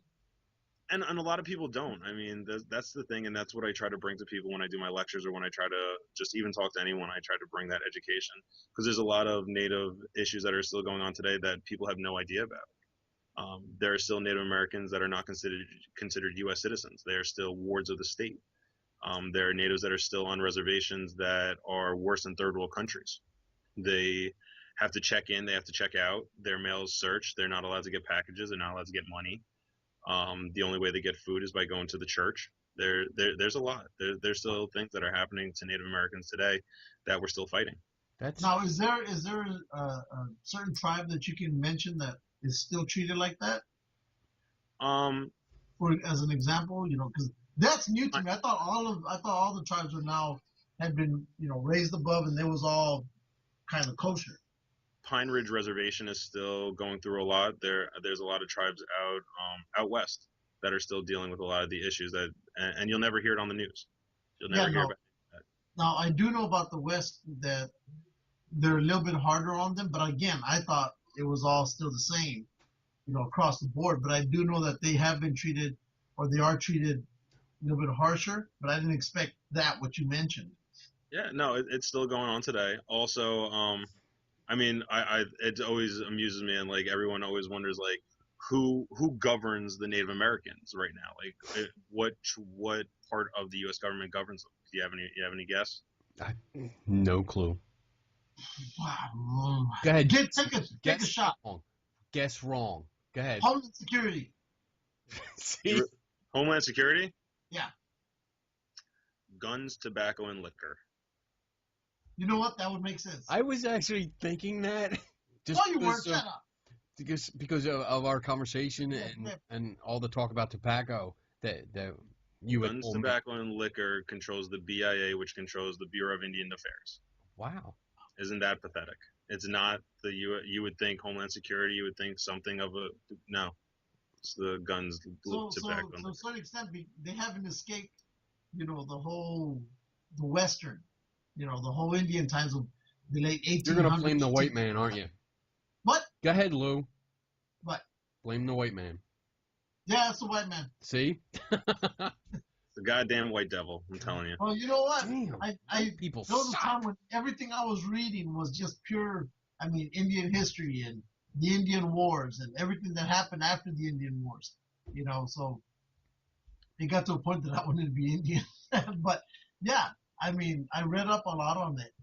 The problem with reading up on it and again, it's hard. It's very hard to get anything. Is history books are written by the victors, Mm-hmm. So Yes. it changes how they don't make it. They make it more glorified. They made it more. Oh, it happened. Let's move on. Like it this and that. Columbine, all right, let's say that with a mass school shooting and stuff like that, where things happen and stuff, where they think that was the greatest loss of life in a school. Well, actually, that's not. The residential schools, one of the residential schools was closing, and they need to shut it down quickly. They killed 136 children right then and there, women and children. It is. There's been a horrifying past for Native Americans. But now we're starting to get a voice. We're starting to really come out. There was a major movement, I Don't Know More movement that opened up, where there was voices heard. A lot of people are now being held responsible for what happened in the past, and what's still going on. But again, we're still fighting it. Wars on many different fronts about what's going on with Native Americans and how they're treated to this day. I want to come to one of your lectures. So More than welcome. I want to. Yeah, you have to let me know when I guess your next few are, so that I can schedule to come out there or wherever you're going to be. Hey, look, I got a groupie. So I know already. He's my groupie too. I I mean, can. Anybody that we talk to suddenly has to be a groupie. There you shut go. up, Lou. Hey, Glue. you know what's funny? What's I had funny? that same stupid thing up too. That's hysterical. Yeah, you guys are meant to be. Oh man. Oh jeez. So that old white devil over here was telling me that that your I'm dad used to it. Don't worry. or your step. Oh, trust me, we let stuff fly here. We don't. Your dad was part We're of the not Apollo racist. 13. We actually celebrate the differences of our races That by making works. fun of each other. Yeah. You know what? Comedy is the best medicine. I'm gonna go eat some tacos now. Fuck, I want tacos. Don't be talking shit like that. Tacos around here. Tacos. Hey, but he was telling me that your stepdad or dad was a part of the Apollo 13. Yeah, my dad. My dad was actually an engineer for Grumman. He helped design and build the lunar module. He helped What's this? bring up all. He was the engineer that helped design the idea to bring them back in the lunar module. So, so it's his fault they got lost out there. No, they fucked up. He saved them. Yeah, Lou. Stop being Hey. a dick. Actually, the funny part is, the greatest part, I think that's hysterical, is my dad is the one who sent I read NASA. that. My The what? dad is the one who sent NASA a bill and sent that for the towing. The invoice. Oh, really? Yeah, Didn't my dad the- sent them a bill. Now I read because when I started looking him up, I read that he sent the invoice. He got fired, but then reinstated like 2 hours later. Okay, that's what I read. What was the bill for? I'd like to know that. For towing, for fucking up his lunar module. For No, having I to mean bring, total amount. What did he charge him? oh, I don't even know. But somewhere he still has the bill. Actually, no, I think he donated to the museum out in Long Island. But yeah, no, he's that guy. Oh I'll teach man. them to fuck up my NASA equipment. Pretty much. Yeah, that's Yeah, funny. he's done quite a lot in his life. Like that, my dad's shoes are very big ones to fill. He was also a test pilot for the Navy. He did 30 years in the Navy as active. He Kenny was a created. test pilot too. He was a crash dummy. It looks like. Wait, I just pulled it up. Towing fee is asked by Grumman, Yeah, and the bill here is for $312,000. yeah, that'd be him. It's all listed. I can't. It's too like the copy's pretty Yeah, fucked up. I can't read the writing, but it looks like $312,421.24. sounds like my Yeah. dad. Wow. Kenny was a test dummy on a lot of stuff. Yeah. Okay. We still paint his face yellow, and we hope he, Oh shit! I was gonna say that's some good plastic surgery, my man. Yeah. Yeah. Well, I have a good doctor. Lou pays for it. So, all right. So now I have a question. This is like the main event. This is Okay. really what I want to. Oh, here we go. I think I know what's coming. Because I'm not going to give any names, but we discussed this issue at Penhurst because it came up, and I got some information off of you, and I didn't record it, so I didn't remember all of it. Okay. But we're going to talk about the term shaman because now I don't know how familiar you are. You can't pronounce words. Kenny, I know. didn't get past. The more third I grade. drink, the worse it gets. No, even when you're not drinking, you can't even pronounce. Say Rodriguez. Rodriguez. Oh. Oh, no, I practiced. After a year and a half of having him say that word, he finally got the last name right. Anyway. Last time his mouth was butchering itself. It was like breaking his jaw. I'm horrible with names. I suck at names, so most of the time, whenever I'm saying like, "Hey, what's going on, you? Hey, Yeah. buddy, what's going I do on, that too. fool? Hey," I'm like, I have no idea who you are. I'm just like, yeah, okay, So I don't know. I don't know how much you know about the paranormal community, Mm-hmm. but there's quite a few people that go around and claim to be Native American shamans, and they can do like remote viewing and healing, and they can talk to spirits, they can see and do other things like all this kind of shit, there's actually, we have a rule, and I think I told you like the three things that we don't talk about on this show. Right. One is politics, one is religion, and the other one is who we call he who shall not be named. Yeah. Because the guy is such a douchebag that we don't talk about him and we don't promote him. But he who shall not be named still claims this day to be a Native American shaman. And I think, how many tribes has he said he was trained by? Like 3 now? He keeps switching. Yeah, Oh, 3 of them. nice. Yeah. Lakota was one.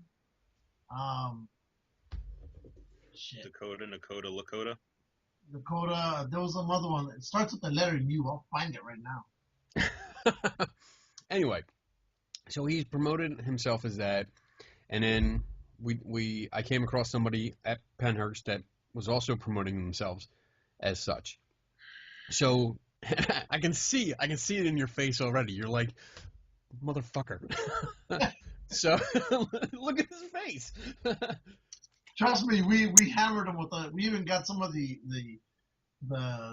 I guess an official We contacted Indian tribe Facebook page. Yeah, we They got contacted involved in it. tribes and to verify Mhm. what was going on and let them know, what this guy was saying and everything. And he is not affiliated with anybody.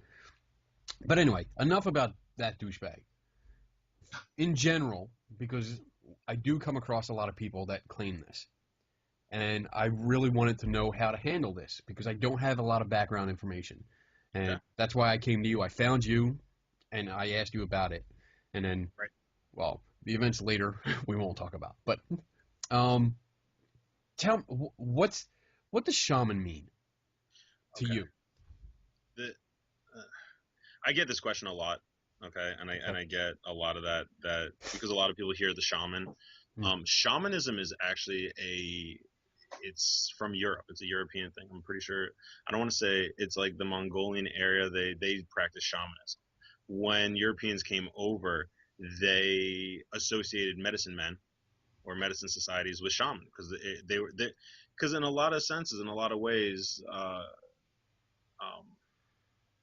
indigenous medicine, there's a lot of commonalities between them, between the spirit world and what we have, and there is. So what they did was associate. So they started calling them shaman.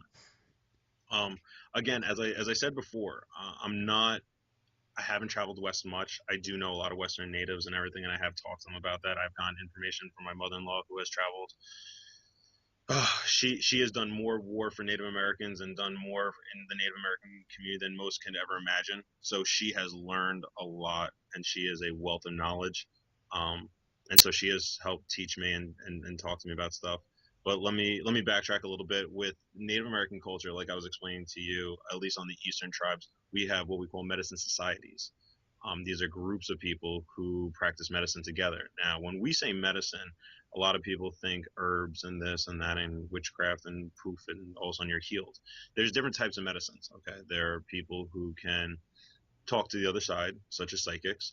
There are people who practice herbs. There are dream readers. There are foreseers, and each society is where they go and they hone their skills and they work together. And a society comes together. I mean, my uncle, my wife's uncle, he had breast cancer, and he was surviving, and he went into a deep place at one point with some of his blood cell counts and stuff. And he's a very well known and very well respected elder within the Native community, and he asked a medicine society to step in and if they could help him. And that's a very big thing, to have a medicine society come and help you. It was discussed. It was reviewed. One of the people he knows who was in the medicine society brought it to the society, and they said, okay. They sent him special medicine, herbs things that I can't really share, but they sent him stuff, and within months, his levels were 100% back to normal. Wow. Yes. It's very strong stuff, and it's been passed down years and years and years. So when people say, "Oh, I went and got trained," that you don't get trained. This is something you're born to. Something again, an elder will say, that's somebody who has that gift. So let's put them in that society. right on that on that point, you say that's something you're born into. Like, does that mean, like, mom gives birth and the baby is there? Is that like when they decide, or No, no. Like they're gonna watch. They're gonna watch you. They're gonna see if you're seeing things. They're gonna see if you're good with medicine. Like they're gonna see if maybe there is a reason that you're able to avoid conflict because you already knew it was coming. Again, the women sit back and watch, and we'll see. Okay, that one's gonna be a dream reader. He can see those. That one is a foreseer. He's seeing or she is seeing something that we can't see. So it's the women who place them into the medicine society, or other medicine society members will say, will adopt them in and say, okay, because it may skip a generation, or you may not have a medicine person in your family, but that's okay because everyone has a place in the tribe. What's up? So you like how he like raises his hands and shut up. pick me, So, pick me. So if there's a newborn, does one of these people from one of these societies say, let's say you have a baby with your wife, and they come across it, oh, this child will have that gift, or No, it's not like Spartans where they observe the child and then throw it out if it sucks. Like yeah, it's they did that to Kenny every day. Shut up. it's one of those that they're gonna watch the child grow up. And you're gonna watch the child grow up. You're gonna see what abilities they have, what's gonna be accepted. Like, And again, this is just what I've been taught. So people may say, well, he was wrong. Da da da da. Again, I don't want to say that I'm speaking for all Native tribes. This is again how I've been taught. This is what I've been told. we're just dealing with your Right. your tribe. Is that Right, the tribe.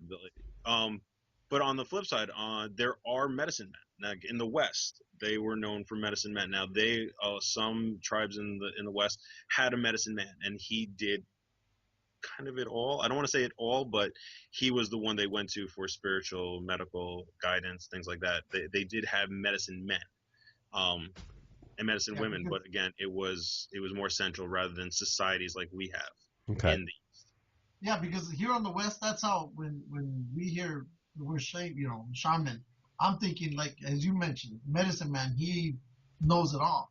He does it all. Whereas now you're letting me know that I guess on the East Coast, it's not it's not one person knows everything. It's almost like, okay, you got your one doctor that does one thing, and that's all they centralize. Right. That's what they specialize in. That's what they are known for. So if you have that ailment or that problem, they would send you to that society to talk to try to find guidance in it, or try to be healed in a sense by that. Where the medicine men of the West and stuff like that, there is that one guy. I do know there are medicine societies, however, in the West as well. They're just not really spoken. Now, if you have, I think we talked about this. Do they promote themselves as medicine man? Like when I came to you and said, hey, you know what? There's a guy here that's saying that he's a shaman. He's a Native American shaman. I think your wife was there, and she said that's full of shit. Yeah. I think her exact words were like, if he's telling you that he's a shaman, he's not a lying. Shaman. Yeah, that's about right. Okay. And that's it. I don't want to say most, all medicine men are not going to tell you that they're medicine men.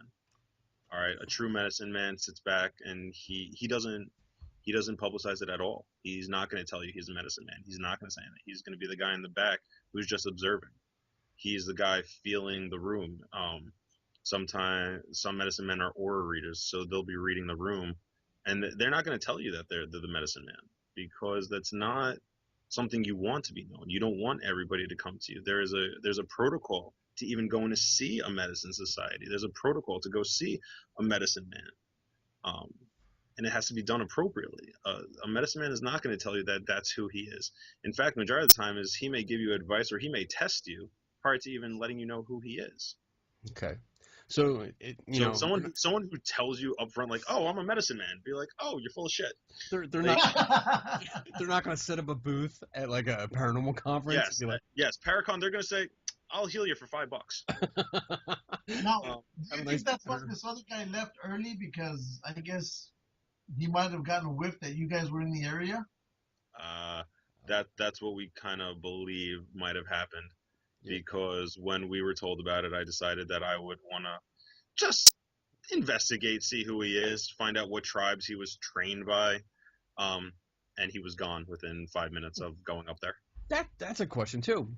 Now I was told by that gentleman that he was trained by two different tribes. Why would you? That like my question would be like, why would you get trained by two tribes? If the medicine you've learned from that one tribe, the medicine you've learned from the one tribe, that should be strong enough to be able to heal your or be dealt with in that sense, that you should be able to do that. You wouldn't want to go to a secondary tribe to learn that, because essentially they may be either teaching you something opposite to each other, because one tribe may use one thing, another tribe may use another. Combining them is not what it was never meant for. Okay. Like I didn't understand that, as in like why would you do that? Why would they let you do that? Is that something that's been done before? I don't want to say again, like we're going out of an area of that I feel comfortable saying, because again, I don't know all tribes. Now, on the flip side, I know Native Americans who will say they'll train you in medicine. Give me $200, and I'll train you. I'll train you to be a medicine man. Go for it. It'll be great. And then they laugh and laugh their asses off as you go off thinking you're a medicine man and going to get your ass whooped by any other Native American you tell. And in that sense, it's kind of like my mother-in-law was telling you. Sometimes you kind of just, if you're willing to get taken, fuck it, like take advantage of it. If you're that stupid to think that we're going to give you some of our strongest medicine, things that have let us survive thousands of years of just trials and tribulations throughout everything we've gone through, if you think we're going to hand that over to anyone for $200, you deserve to get taken. So basically, you're fucking them.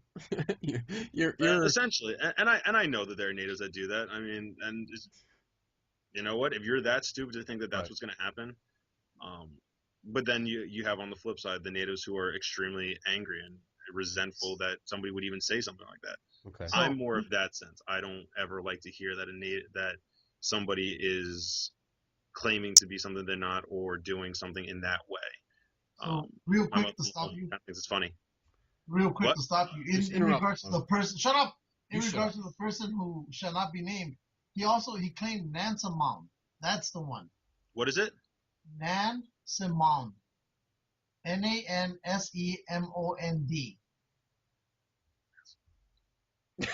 He doesn't know who they are. We have stopped them.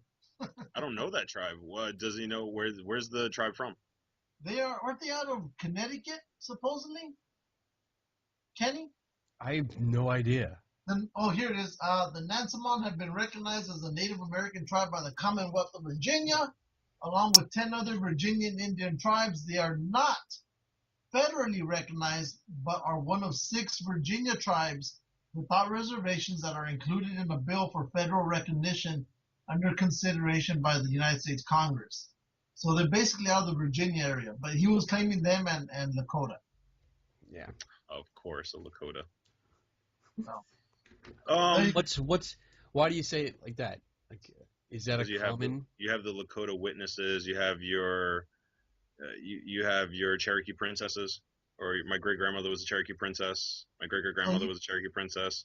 And now that's not to say that there are not Cherokees out there. There are still a lot of bands, but mostly you'll hear it as Hallowasaponi is what they're called. It's not Cherokee. It's Hallowasaponi. And then there's also different names within, because again, the Cherokee Nation has different tribes within it, just like the Iroquois Nation has different tribes within it. Okay. Yeah, the Sioux Nation is the same way. So. Right.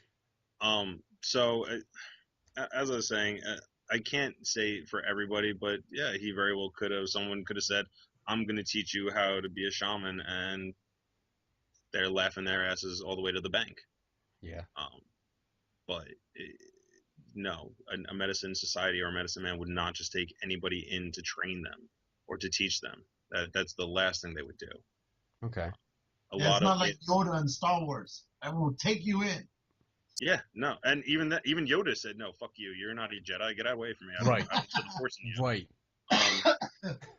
But I mean, to give example, you know how we always hear about the stoic Indian or the stoic native, the one who just Yeah. a mean face, like I'm not going to talk to you. That's years of abuse, but again, sorry, Kenny, but the white man, um, the white devil. That's It's right. years of abuse. It's years of being taken advantage of. It's years of things like that. So natives aren't very open. I mean, my mother-in-law jokes around. She's one of the most social natives, and she's not even social. She you saw that. She didn't want to take a picture with you. She doesn't. She's not a very social person. She doesn't want to really be out there and everything like that because we do. We close out. We close ourselves down because we've been taken advantage of on so many different levels on such a long period of time that it has created that resentment. I mean, more recently, we're trying to work more with the government, and it's not even so much work with the government, it's kind of regain or reclaim our rights. So if I come up to somebody, or if Lou comes up to somebody, but Lou's not really confrontational. He's kind of a chicken. If I come up to somebody Lose a chicken shit. that, see, he said it. He knows. No, Kenny he just goes off and starts a fight for no reason. I try to figure things out before I get into the fight. No, he doesn't. So you're methodical, and Lou's just a bully. Yeah. Okay. Oh wait, no, sorry. Lou's methodical. No, you had it right. Kenny's the bully. You had it right. Exactly. Lou is a bully. That's it. Oh yeah. Lou is a bully online. In person, he stands in the background with his sunglasses on inside the building, and he doesn't say anything. He's like, Kenny, get him. Until I start. When I start asking questions, and you can see the other person getting nervous, that's when Luke steps in, and he counters my serious questioning with comedy, or changes the subject completely. Nice. I told you, man, my PTSD, I have to control it. Whatever. There you go. So I have to have, like I've told him, because of that, I have to have a really good reason to get mad. Because once I get mad, it's a over. different It's subject. on. It's called blackout. Yeah, Trust me, I and deal the with thing it is, daily. yeah, and the thing is, my anger doesn't end there. It doesn't go away for another 2-3 weeks because I'll still be boiling 2-3 weeks later. So I have to have that control. So there you go, Ken. You're talking to someone who deals with it on a day-to-day basis, remember? Trauma counselor? Yeah. Exactly. Yeah. Preaching to the choir. See? Another reason why we link together. Yeah. You suck, Kenny. You suck. I'm not a white. Can I just say you both suck? I don't know. I kind of feel like in that middle guy. That fucking awkward turtle just like shit. I see the two sides now. Oh, just let it play out. We'll stop eventually. Oh, he told his wife up the wall one day when we were going to the Bigfoot thing a few weeks back. We started arguing in between, on this 5-hour drive. 5-hour drive. She just screaming at each other. Damn. So my wife shuts us both up. Usually comes down to that. The wives will definitely make that end real quickly. Again, matriarchal society. Yeah. Not only were we yelling at each other, we started hitting each other as I'm driving. Sounds like me and my brother. It sounds about right.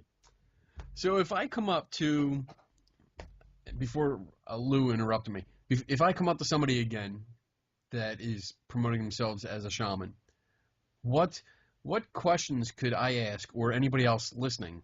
Because we have a bunch of people that listen to this that are going to be really interested in this conversation.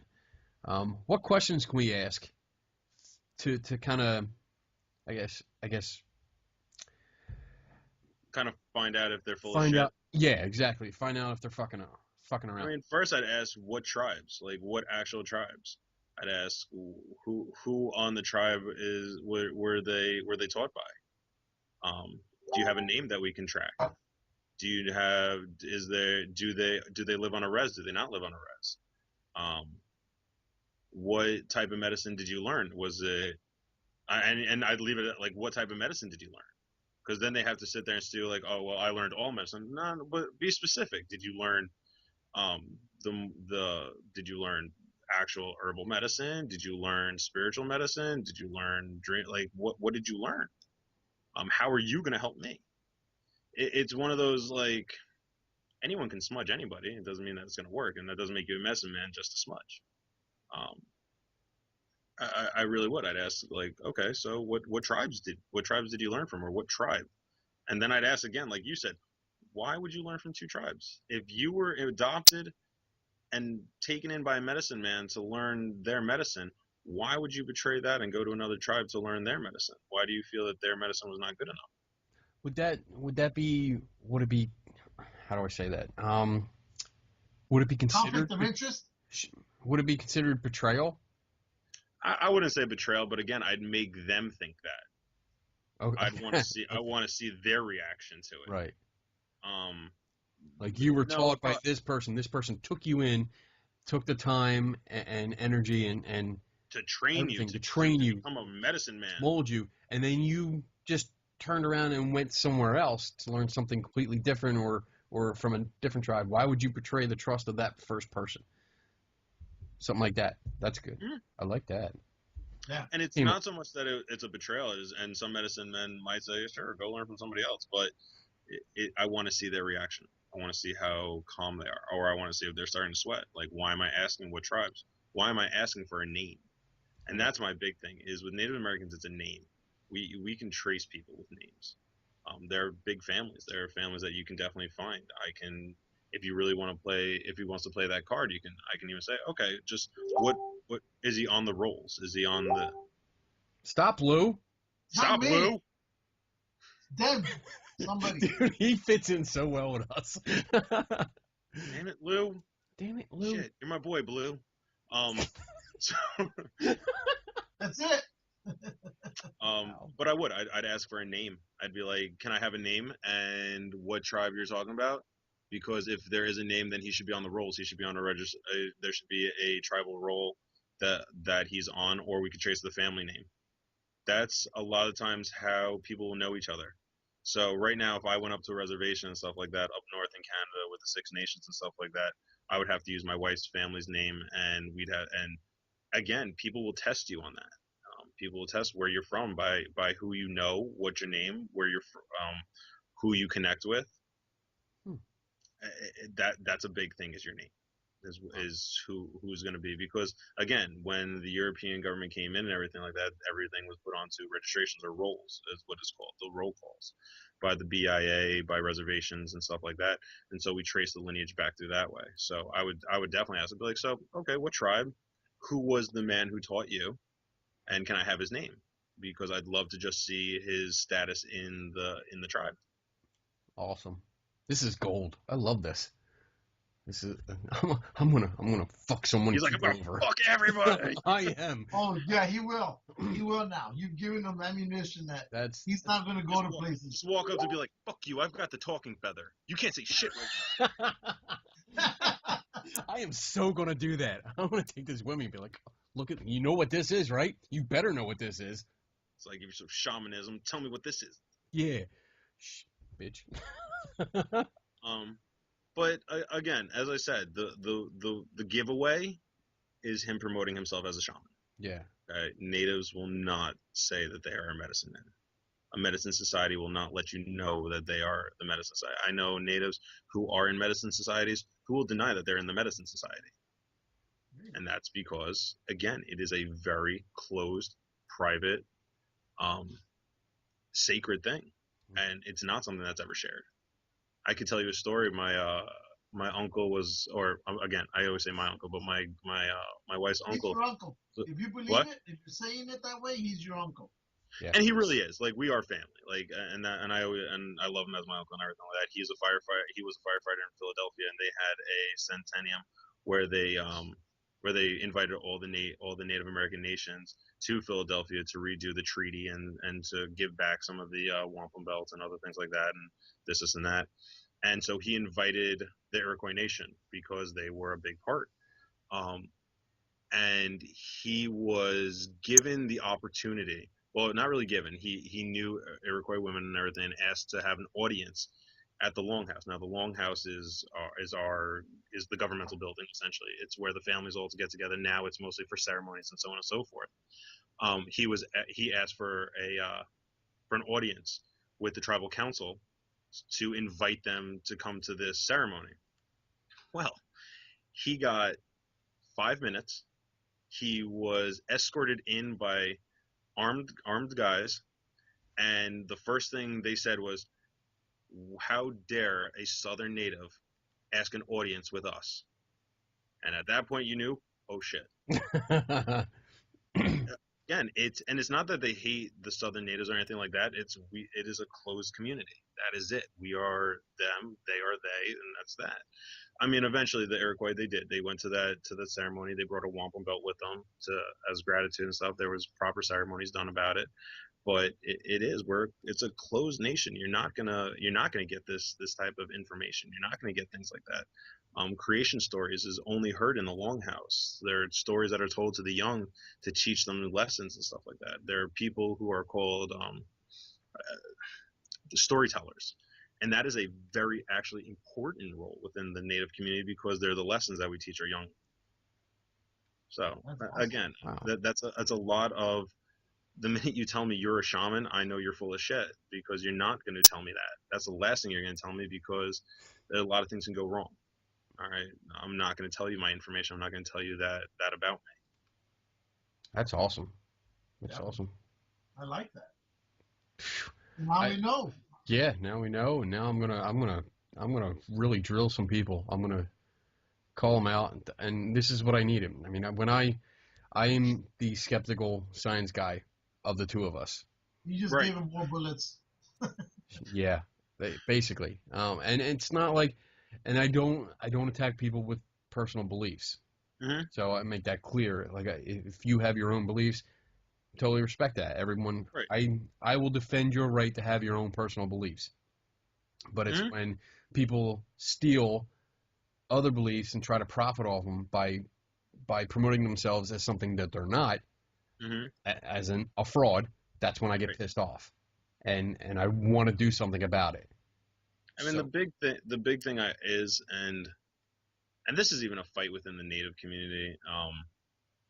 There are a lot of white people who have a lot of respect for the Native community, and they travel the red road. The problem is, this isn't something you can just. It's not like you can join the club. This is not something you can just be like, not to say anything about the Christianity, but where you can just be baptized and hey, you're one of the group. Like, it doesn't work that way. If you find a family who adopts you, and there's a large ceremony for that. It has to be accepted by the people and stuff like that. You can be adopted into the nation. You can marry in like what I did. But really, it's not something you can just join up in, and that's a big problem. Is there's so many people who, oh, I want to be Native. Well, that's great, you want to be Native, but it doesn't work that way. There's ways to respect Natives, and as I said, there's a lot of people who are Native who don't show respect to the Native ways, and there's a lot of white people who show more respect than most Natives I see. But somebody cannot travel on the road, is what we call it. You can't travel on the red road with us. You can travel alongside the road. We can help you. We can help guide you, essentially, help teach you some of the things. But to travel the road, it is, you have to be born to it, or you have to be adopted into it and really taught. So I mean, there are like on the sidewalk. Yeah, essentially, you got to be on the opposite side of the sidewalk. We're on the sidewalk, walking around. Like, I'll yell to you from the other side, but sorry, you can't step on my road. That's okay. That's all right. And you know what? And you know what the fact is? A lot of people glorify the Native life and stuff like that, but the Native life is sometimes really rough too, because there's a lot of prejudice still out against Native Americans. I mean, just a few months ago, there was a huge thing. And a lot of it's finally being heard about via social media, but there was a huge thing that a Western tribe, some kids were performing with their school a Native American dance at a hockey game, and as they were leaving the stadium, people were pouring beer on them and calling them prairie niggers. Wow. Nothing, and when they pressed charges, no charges were filed. I haven't heard about this. Mm-hmm. Yeah, because again, it's not something you hear unless you really look for it, and unless and a lot of it's now being done social media. You'll never see it on mass media, but social media, and if you look for it, but it's horrifying. Wow. Yeah, they were called prairie niggers, and beer was poured all over them. That fucking sucks. I mean, there's some groups out there that respect the Indian ways or the Indian culture or their sayings, and I enjoy that. It's just sometimes, like you said, there's some people out there who do not care for something that's different. And Right. sometimes the things that they do, albeit Western or Eastern or the Great Plains Indian tribes, for some reason people just can't get past that point that it can, there's a beautiful culture within those tribes, those nations. I was talking to one of my. I was at a powwow and I was talking to one of my. He's someone I respect. I mean, essentially, he is an elder to me. But he's someone I respect and everything. And he made a very good point. A long time ago, we used to make this claim that the racism and the anti-native thing was cultural because the John Wayne movies, the everything else like that, all these movies, the Cowboys and Indians and stuff like that, it was just generational. Now that the generations are gone, why is there still such a hatred? It's a question that we're still trying to figure out. We're still trying to understand. There are people that just don't get it. There's a lot of kids today, and we still don't teach it in schools. There's a lot of kids today that don't believe that natives are still here. A lot of schools teach these textbooks that talk of us that we're in the past, that natives were, and the fact is natives are, and we always will be. We have survived, and we always will survive. I've just never understood that kind of hate. I mean, I try to get along with everybody. I enjoy learning about new cultures. I mean, both of us, me and Lou, we love it. I mean, it's awesome talking to new people and learning about your ways, how you grew up, what you believe, why you believe it, and just the different things that you do that I don't do or that I've never heard of. Right. I love it. If I could get paid to go to school, I would. Like, I'm one of those type. I love learning. I love learning new cultures. My mother-in-law always jokes around. I'm like a sponge. My mom always tells me like I've always been into that. I've always wanted to get my hands into learning something new. Yeah. Again, that's why I'm going to go for my doctorate. As I said, I wish someone would pay me to go to school, and I'd do it for the rest of my life. I hear you. As it comes from cultural wise, I love culture. I was originally supposed to be a history major. Don't ask me how the hell I got into social work, but it is very fascinating, and sometimes it's hard to see that there's so many people who are shut off, and especially in this day and age. Not to go with politics. I know we said we don't do politics, but how we're losing our history. It's no longer taught in schools. It's taught. We're teaching kids to test rather than to learn about what our world is, what our world came from. Yeah. I joke around that we're a culture with amnesia. We keep making the same mistakes over and over. Just give it a few years, and here we are at the same problems. Yeah. And that's because we're not teaching history. We're not teaching the culture that has survived. Yeah. And so there's a major issue with that. People just suck. Yeah. Yeah. Pretty much. Yeah. Yeah. That's true. People suck. Definitely is. And that's pretty much it. So, damn. Well, it's Not getting to be close to midnight. I don't want to keep you. But not to be on a down note. Like there is still positive things about the world. You know, There all are. the native kids that are coming around. If you guys ever really have a chance, what I recommend you guys watching, and you can always watch in. It already passed this year. It has to be for next year. Gathering of Nations. It's in Albuquerque, New Mexico. That is. I've heard about this. No, you haven't. Shut up. It is it is the largest gathering of Native Americans, the biggest powwow in the continent, in the Northeast region. It is the biggest powwow in all of North America, and that is where you'll see thousands and thousands of natives. What is a powwow? Okay. Crap, I just opened a whole nother book. There you go. There are different types of powwows. Okay, there's a traditional powwow, which is a gathering, usually for prayers, for ceremony, and to talk. There is competition powwows, and that's what mostly we see these days, where a tribe will host a powwow. Natives from all over the country will come, and they do different types of dances, fancy shawl, jingle, men's traditional, men's fancy, chicken dance. There's all different types. There's all different types. I'm down for the dancing. Right, and so what they'll do is then judges are supposed to know all the different types of dances, and they'll critique and look at your regalia and so on and so forth. They also have drum competitions, which is the best drums and so on and so forth. So majority of times, what we're hearing now, or what most public will see, is a competition powwow or a community powwow, which is just pretty much an educational powwow where the community is invited to see what we do and to see what the dances are and so on, and kind of educate people. That was my next question. Like, you know, if like I was allowed to observe one of those, that would be cool. I would. This weekend, Salem, New Jersey, there's a powwow. It's the Nanako Lene Lenape powwow. It's in Salem, New Jersey. It's at the rodeo grounds. It's actually on my website, Inspire Wampum, because I'll be there. Okay. Good. It's actually a very good powwow. Like that's one of the ones I would say I would highly recommend people in the area or someone that they want to travel come to the Nanako Lenape powwow. It's a very nice one. That's cool. The other big one that I really love that you're going to see amazing dancing, great drums and everything is Tipton Powwow in Altoona. It's actually held at Del Grosso. I guess it's a Del Grosso amusement park, but it's also like the home of the Del Grosso tomato sauce. Oh. Yeah. Now I'm hungry. Right. When is that? That is awesome. Now you're gonna make me look. I think it's. I'm gonna say June, July. I'm gonna say in the August area. Give me 1 second. I can take a look at my calendar. Seriously? French traditional. It came up. I was looking at the July powwow 2015. July 16th and 17th. July 16th and 17th. I'll be at that one too. 17th, and that's something that I could go to, right? Yeah. Okay.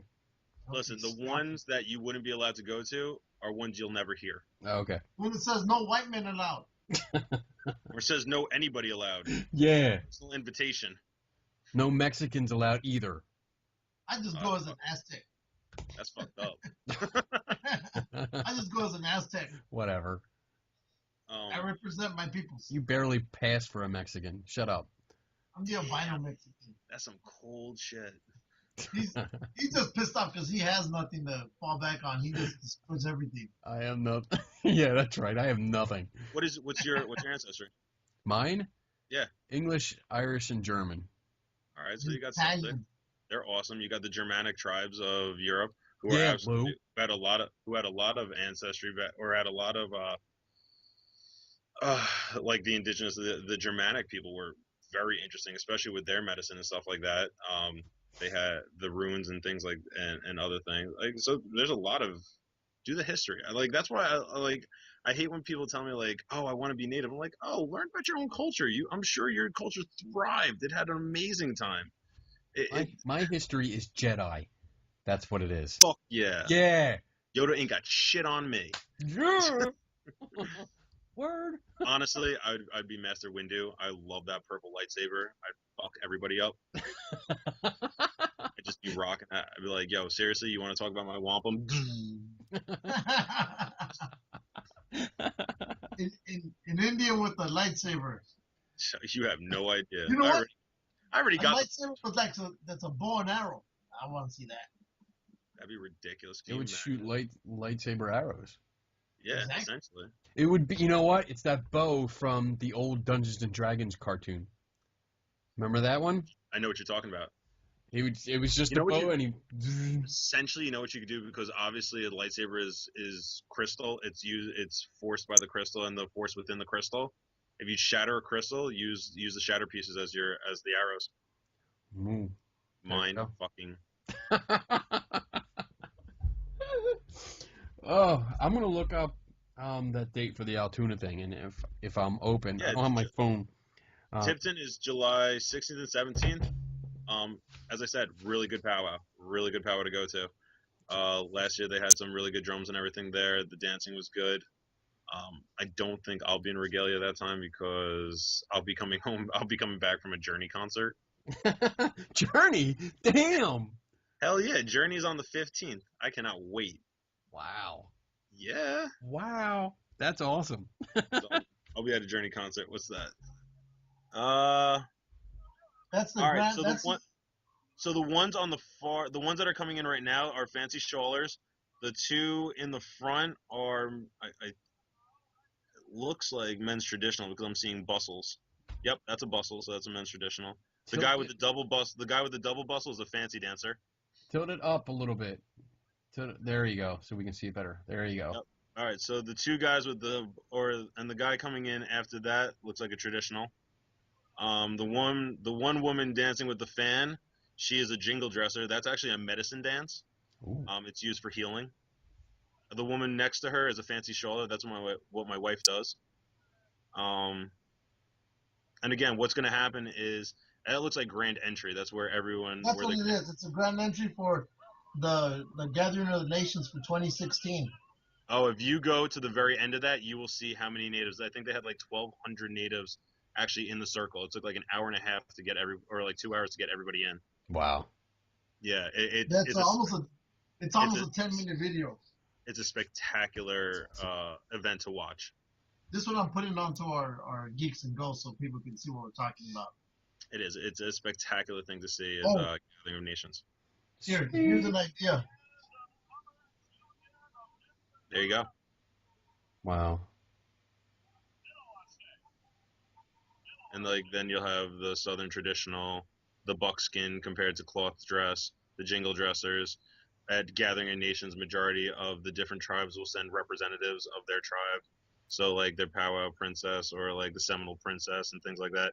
That's more recent that they've done that, and that's more for things that they've done for their community and stuff like that. So they give them that honor. But again, you have another conflict of traditionalists compared to more modern people who crowns were never really in. It wasn't a thing to wear a crown, and now with powwow princesses and things like that, you're seeing a lot more crowns, and people are just beating them and getting them. So awesome. It's all what you want. All right. I could talk for hours more if you really want. I know. It's midnight. I have to get up in the morning. It's not midnight. It's you shut up. 8:57. Go. Yeah. Whatever. Shut up. Go have a taco. Yeah. Get taco. Tacos are great out here in the West Coast. Fuck you. I have El Jefe over here. That shit. Yeah. No, it's actually legit good Mexican. Like, it's the only taco truck I like, or I go into New York and I really get Mexican food. Your mother-in-law has a truck? A food truck? She works for a food truck. One of the things she does is the Wandering Chef. It's all over this area, Northeast PA. Okay. Because my wife mentioned it. She brought it up. Yeah, she was saying, you guys were hosting a Comic-Con type thing, and it was too for them to travel to it. Okay. Yeah, she mostly stays Wilkes-Barre. I know they just went to Allentown and stuff like that, but they don't travel too far out yet. We are. Before we end this. Oh my God. Shut up, because he has to make an entrance here. What's your tribe on Bigfoot? What do you guys believe? Oh shit. That's it. This is going to be a 3-hour show. Right, exactly. I'm telling you. Quick answer. The Bigfoot's real. There's a reason we have stories of Bigfoot. Native Americans, we always joke. It's not that we joke around, but we tell people there's a reason we have myths.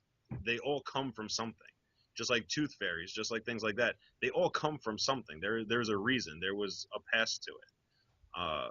So yeah, Bigfoot's absolutely real. There's different beliefs on where they live, where they came from, why they're so sporadic, what they do. I know I have a Native American friend from Alaska, and they have a different philosophy on Bigfoots as well. Like that some medicine men who go deep into the trance of learning medicine have become I don't want to say they've become Bigfoot, but they've become primitive, and they revert. That's a fucking weird devolve. Very nice. You want to play a game? That's right. Uh-oh. I'll break out my penguin.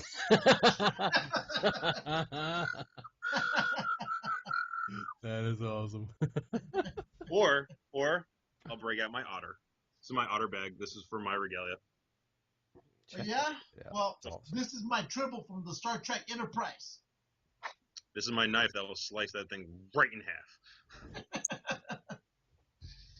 Trying to look, see what I get. This. He's like, I This don't is have my any fun toys. Thor's hammer. All right. I've got a fully beaded tomahawk. That also is a pipe. Can you take that on? Wait a minute. All right, let's go. Yeah. All right. Do this now. Wait, hold up. Where's my? Oh, damn. Yeah, you got that one. This is bad. Now we're gonna start. Oh, really? Goggles? I'm ready, man. You ready? All right, we're It's doing on this. now. We're It's doing on. this. It's on. It's on. We're going. We're going full Geeks and Ghosts. The full Monty. You did not just break out an Iron Man. Ha ha ha! Go. Yes. What's up? There he goes. What's Look up? at that. What is that? It's a mask, fool. No a Venetian mask. Venetian. Wow, I like that. Yeah, it's pretty legit. That's pretty. When I went to Venice, I got it. That's nice. I like that. Very cool. I like it too. Oh my god. All right, and Star Wars or Star Trek? Star Wars, 100%. Yeah, there you go. There you go, Luke. Tacos or enchiladas? Save me one, because I'm fucking hungry. Which one? Enchiladas. Oh, Ah! really? Bitch, I won. We asked these stupid questions of pretty much all of our guests, but Got it. yeah. So yeah, I mean, I always, as I said, if you always ever need to ask questions, I always try to give as much information as I can. Awesome. So if you ever have any questions, I'm always available to it. Also, you can always email me at inspiredwampum@aol.com. I try to get back to people as soon as I can. Sweet. And they can find your business, your jewelry and stuff like that on Inspired Wampum. It's actually right now I'm building a site. Right now I'm just using Facebook. If you Facebook and type in Inspired Wampum, or I also have an Etsy site, Inspired Wampum. Yes. Again, I love doing custom work, so I always tell everybody, please, if you see something you like on there, great. But if you really want something special made that really means something to you, I prefer that. There is something I'll probably get with you about later. But come on, focus. Focus. You guys, Yes. you guys also, I forget what to call them for the neck. Chokers? Yes. Choke the shit out of you. Shut up. Yeah, no, Yeah, because we've made a few chokers. okay. They're expensive. Not to say they're not but they're semi-expensive because we put a lot of wampum on them and stuff like that. But I mean, we could always do different things as well. Yeah. Yeah. Well, here's the other thing. Before you leave, because he's not going to leave. Shut up. We're going to go back to the person who can't be named. They opened up a website where they were selling original Native American jewelry. Now we understand that's against the law.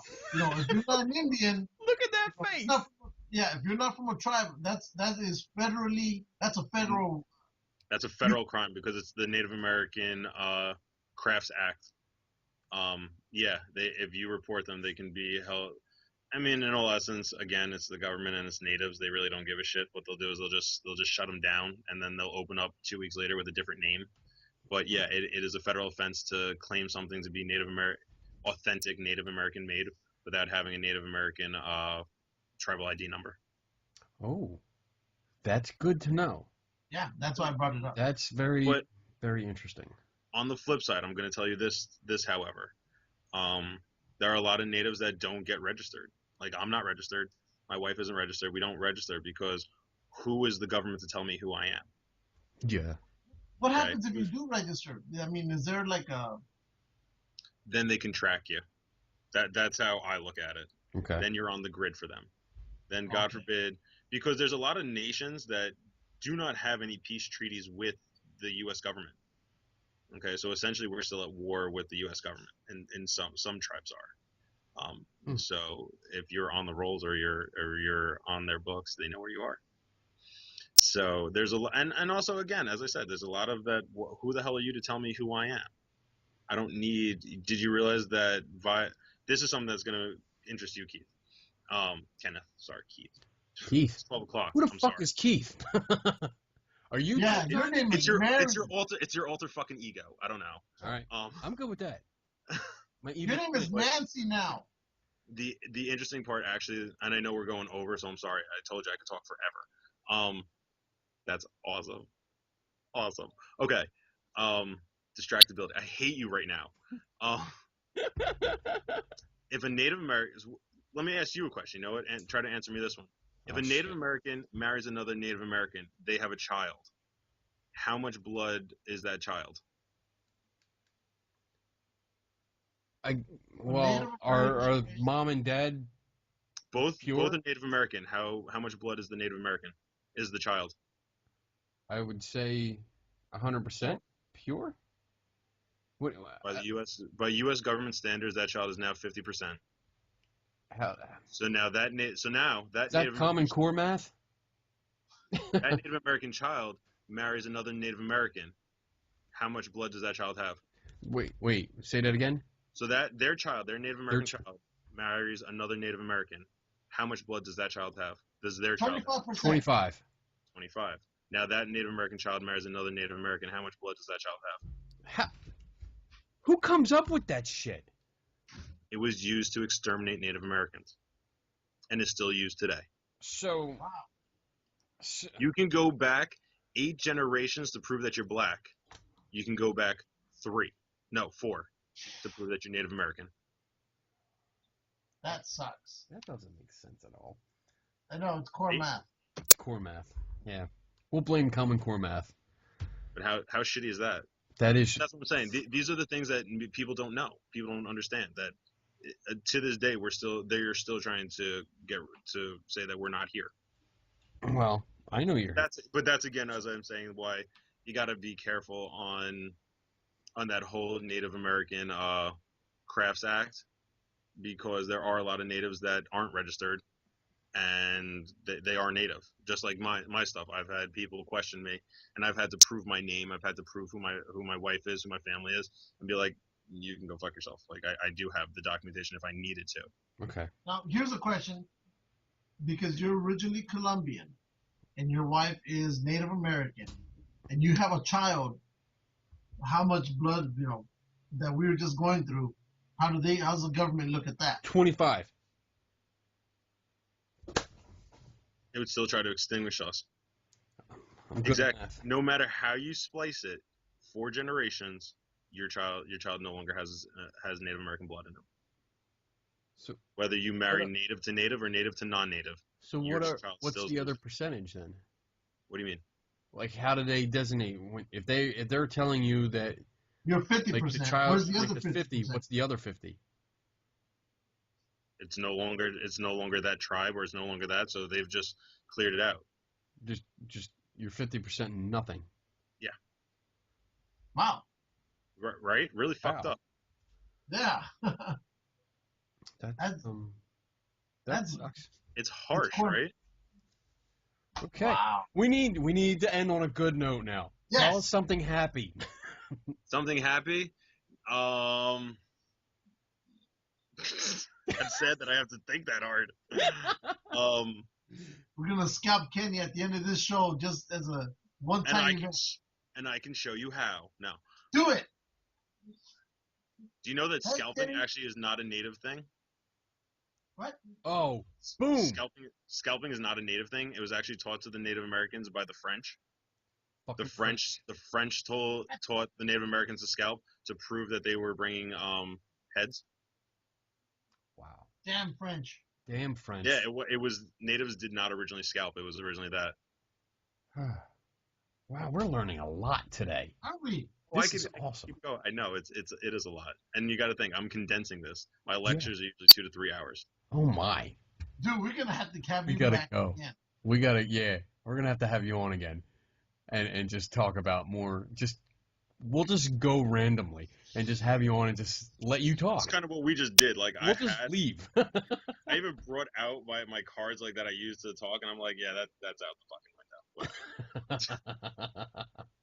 You know what's really fun? Here, we'll leave on good notes and stuff like that. Yeah. Some of the myths and some of the stereotypes come from movies. Like Avatar. Yeah. Do you know how many people talk to me about Avatar? Like, oh, your first kill. Did you give it back to nature and say the prayer? I'm like, the fuck you talking What? about? Like, Seriously? like in Avatar, like when they're spiritual with the animal and they put their hand. I'm like, what? You know, Like what? The first kill, I like didn't even see that. usually you give your first kill to like the elders and you feed everybody with your first kill, but you don't have to like know the animal. Yeah, the animal's in I pain. didn't You even think shot. that. I was thinking when Avatar, when I saw the big 10-footers, I was thinking of African tribes. I wasn't thinking about Native American tribes. It's interesting. So people just correlate things, and you're just like, no, stop. And that's the fun. Like, and there is times when it gets really aggravating where you're angry about it, but then there's times you just laugh it off. Yeah. Like God knows how many times I've been told, "Do you still live in teepees? Do you still do this? Do you still do that?" And then I do. I come up with my term like, "Yeah, I also still scalp too." So do you want to continue this conversation with me Have you ever slept in a teepee? personally? Yeah. Yeah. No. I'm like, Yeah, Not look, me. like, shut up, Lou. shut up, shut up. Don't be afraid to say it. Shut up, Lou. Just Sit Whatever. down, Lou. Hush, I'm already child. sitting down. Yeah, Listen, hush, child. Don't be ugly. And is that what they're actually called? Teepees? Oh my God, we're about to open a whole nother can. Oh, forget it. Forget it. We'll That'll save be it for the next show. That'll They're be the next show. There are many. Yes, they were called teepees, but there are many different types of dwellings for people. Longhouses, teepees, wigwams, a whole different. Have you ever slept in a teepee? Yeah. Okay. All right. That's it. We're going to end the show right now on that. That's a good note. We're done. Thank you so much for coming on. Absolutely, guys. It was a pleasure being on. Thank you so much for inviting me. Turn the music Oh, down. it was great having you on. Turn the music down. You shut up, bitch. You shut up, slut. Whatever, whore. So, Anyway. All right, skanks. It, It's been awesome. it was cool. I loved talking to you. I love the information we got. And I'm going to definitely put some of it to use. So thank you very much. We're going to have you on again because we have so much we can talk about. This Oh, is absolutely. pretty cool. There's just so much out there that people don't know yet that I love to try to bring to people. Cool. And I do my best too. So Awesome. And I'm just putting a denouncer out there like usual. If there's other natives listening, what I have been taught is not what everybody's taught. So I'm not telling people that they're doing it wrong. That's the last thing I ever want to do because God knows I've had natives tell me that I'm doing it wrong, and I'm like, go fuck yourself. So Okay. so everybody's taught something different. Yeah. So. Exactly. Everybody has something different, and even within our own nations, we have things that are different. So it's just respecting everyone's different cultures. What do you got coming up? As in, like, where are you going to be appearing, or? As I said, this weekend I'll be at Salem Powwow. The weekend, let me see. The weekend after that, I'll be doing Father's Day, so I'm going back to New York. Yeah. So the next one is really going to be Salem Powwow on the 11th. Then I have Tipton Powwow on July 16th. And then what my family does, like Amanda's family and everything, they own a Native American dance troupe where we have dancers from all around the world, different types of dances and stuff like that, and we perform at Bushkill Falls. It's a waterfall. It's a park that has waterfalls and a really big thing, and we actually perform there. We do a seminar where we talk for about an hour, and we perform dances, and we get people involved, and we just do like a real breakdown.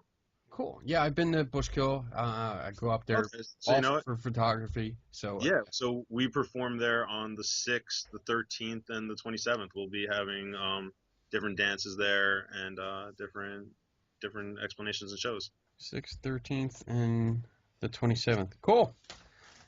We might actually come up for the day. That'd be nice. That'd be cool. Absolutely. All right. My mother-in-law should be there. Should be a few of those, so you might be able to see her. Sweet. So she storytells. She's a storyteller, so she'll be teaching. She'll be telling the stories. Pumpkin. Tell her I said hi. I still love her, and it was so awesome meeting her. Absolutely. It was a pleasure. Absolutely. Awesome. Okay, so we're gonna let you go until next time. All right, until next time, guys. Take it easy. Have a Take nice care. one. Great talking to you. We'll see you soon. All right. Sounds good. Have a nice one, guys. Good night. Good night. Night. That was cool. Yeah, it was. Oh my gosh, that was a lot of information. Wasn't it? Wow. I'm gonna have to. I think I'm actually going to watch this show again as I edit it. Usually, Well, I hope you recorded it and your system didn't take a shit. it's all recording.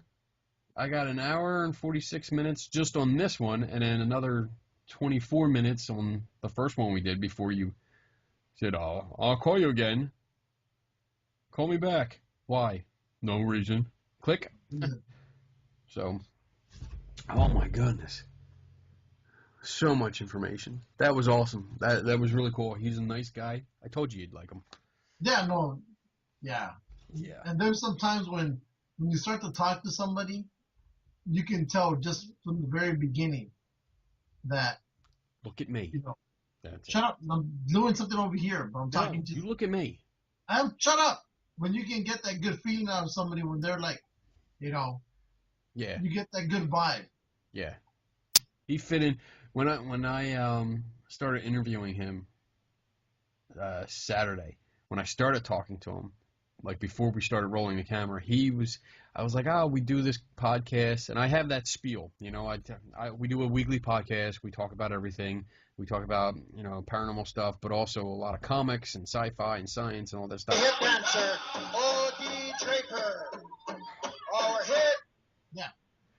And the first thing he said was, he was like, so did you see X-Men Apocalypse? And we started talking about that, and we started talking about Captain America, and I was like, damn. All right, you're gonna fit in. You're totally gonna fit in with us. That's awesome. And he did. I mean, he fit right in. He loved us fighting, but he started really joining in at the end there. Yeah. I love He it. probably got tired of seeing you and me going at it, so he figured he might as well join. Might as well jump right in there. Awesome. All right. I'm tired. I gotta get to bed. Let's see. We have what's today? Today's June something, right? June. Next week, we have another guest next week. We have Michelle Frey-Cook, Frey-Cook. And she is from the Gettysburg Paranormal Gathering, which is a outdoor conference in Gettysburg that we're going to be going to at the end of July. So she's going to come on and tell us about all the people that are showing up and what it's about, and we'll have a good time with her. On the 26th, turn that down. Turn it down. It is now. You and I will be on Beyond the Edge Radio with Eric Alt. That's right. We are going to be guests on his show. And basically, I figure we're just going to take over his show. Oh, we will. It'll happen. We're going to take it over. It's going to be our show. It's going to be Beyond the Edge Radio with Lou and Kenny. That's it. Exactly. Eric, Rename it. Eric will be our guest. He'll be our guest, yes. And his co-host, Marie, is it? Is it Marie? Yeah, Marie. She's from, I'm assuming she's from Central California. Yeah, they're going to be our guests on their show. Let's see, what else? July 30th is the Gettysburg Paranormal Gathering. And then August 6th is Dover Comic-Con that we'll be at, too. What do you got coming up? You got Monster Palooza. I saw you post about that. Yeah, Monster Palooza, but that won't be for another month. Right. What is it? I don't know. No, and then I think we're gonna be going back to that theater again. But there's some other things up in the air that is so iffy right now. Yeah. That I'm not even gonna mention them yet. It's gonna be one of those. It'll suddenly appear. Okay. Sounds good. Let's thank our sponsors. Number 1. Jump Fowler! Number 2. Shit, Dude, we have done 89 episodes. Hey, shut up. Shut up. Shield. Both of you shut up. Number 3. Come on. Come on. BJ. There you go. And Oh, number let me get this. 4. Oh, it's over here. Number 4. The playground. Girl. And you can order this from the spot right there. Up, up, up. Hold it still. Hold it still. Oh my God. Hold it still. Devil's Playground. That's all we can see. Okay. Did you see, we have to say this real quick. Did you see the video that he did with East Coast Cat? Yes, I did. He's awesome, dude. He talks us up so We much. got to get him back on. Yeah. Can we have him scheduled back on? We can, you know what? We can just throw him on. We'll just call him randomly. I said we do it next week. So Maybe. now you know, since you're watching, you're coming on next Yeah. week. You're watching this anyway, so we're just gonna call you. Yeah, maybe next week. No, well, next week we have a guest who will probably be on early. Okay. So we'll have to see. We'll you know what? The next week.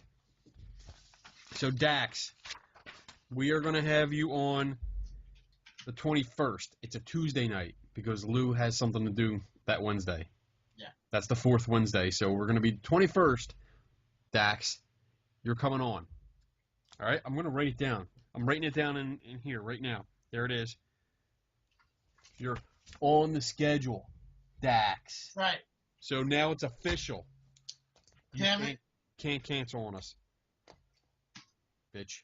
That's right. I love you, Dax. I'm gonna give you a teaser. I have something special coming up this weekend, but I can't tell you what it is. You'll find out next week. You're gonna tell me off air. I'll tell you guys next week. It's an adventure. It's a special adventure. And that's all I'm going to say. So there you go. Okay. Just You love ready? beans. We are out of here. Boys and girls, men and women, aliens, humans, earthlings, never stop learning. Don't take nobody's word for it. And we are out in In 3, 3, 2, 2, 1. Bye.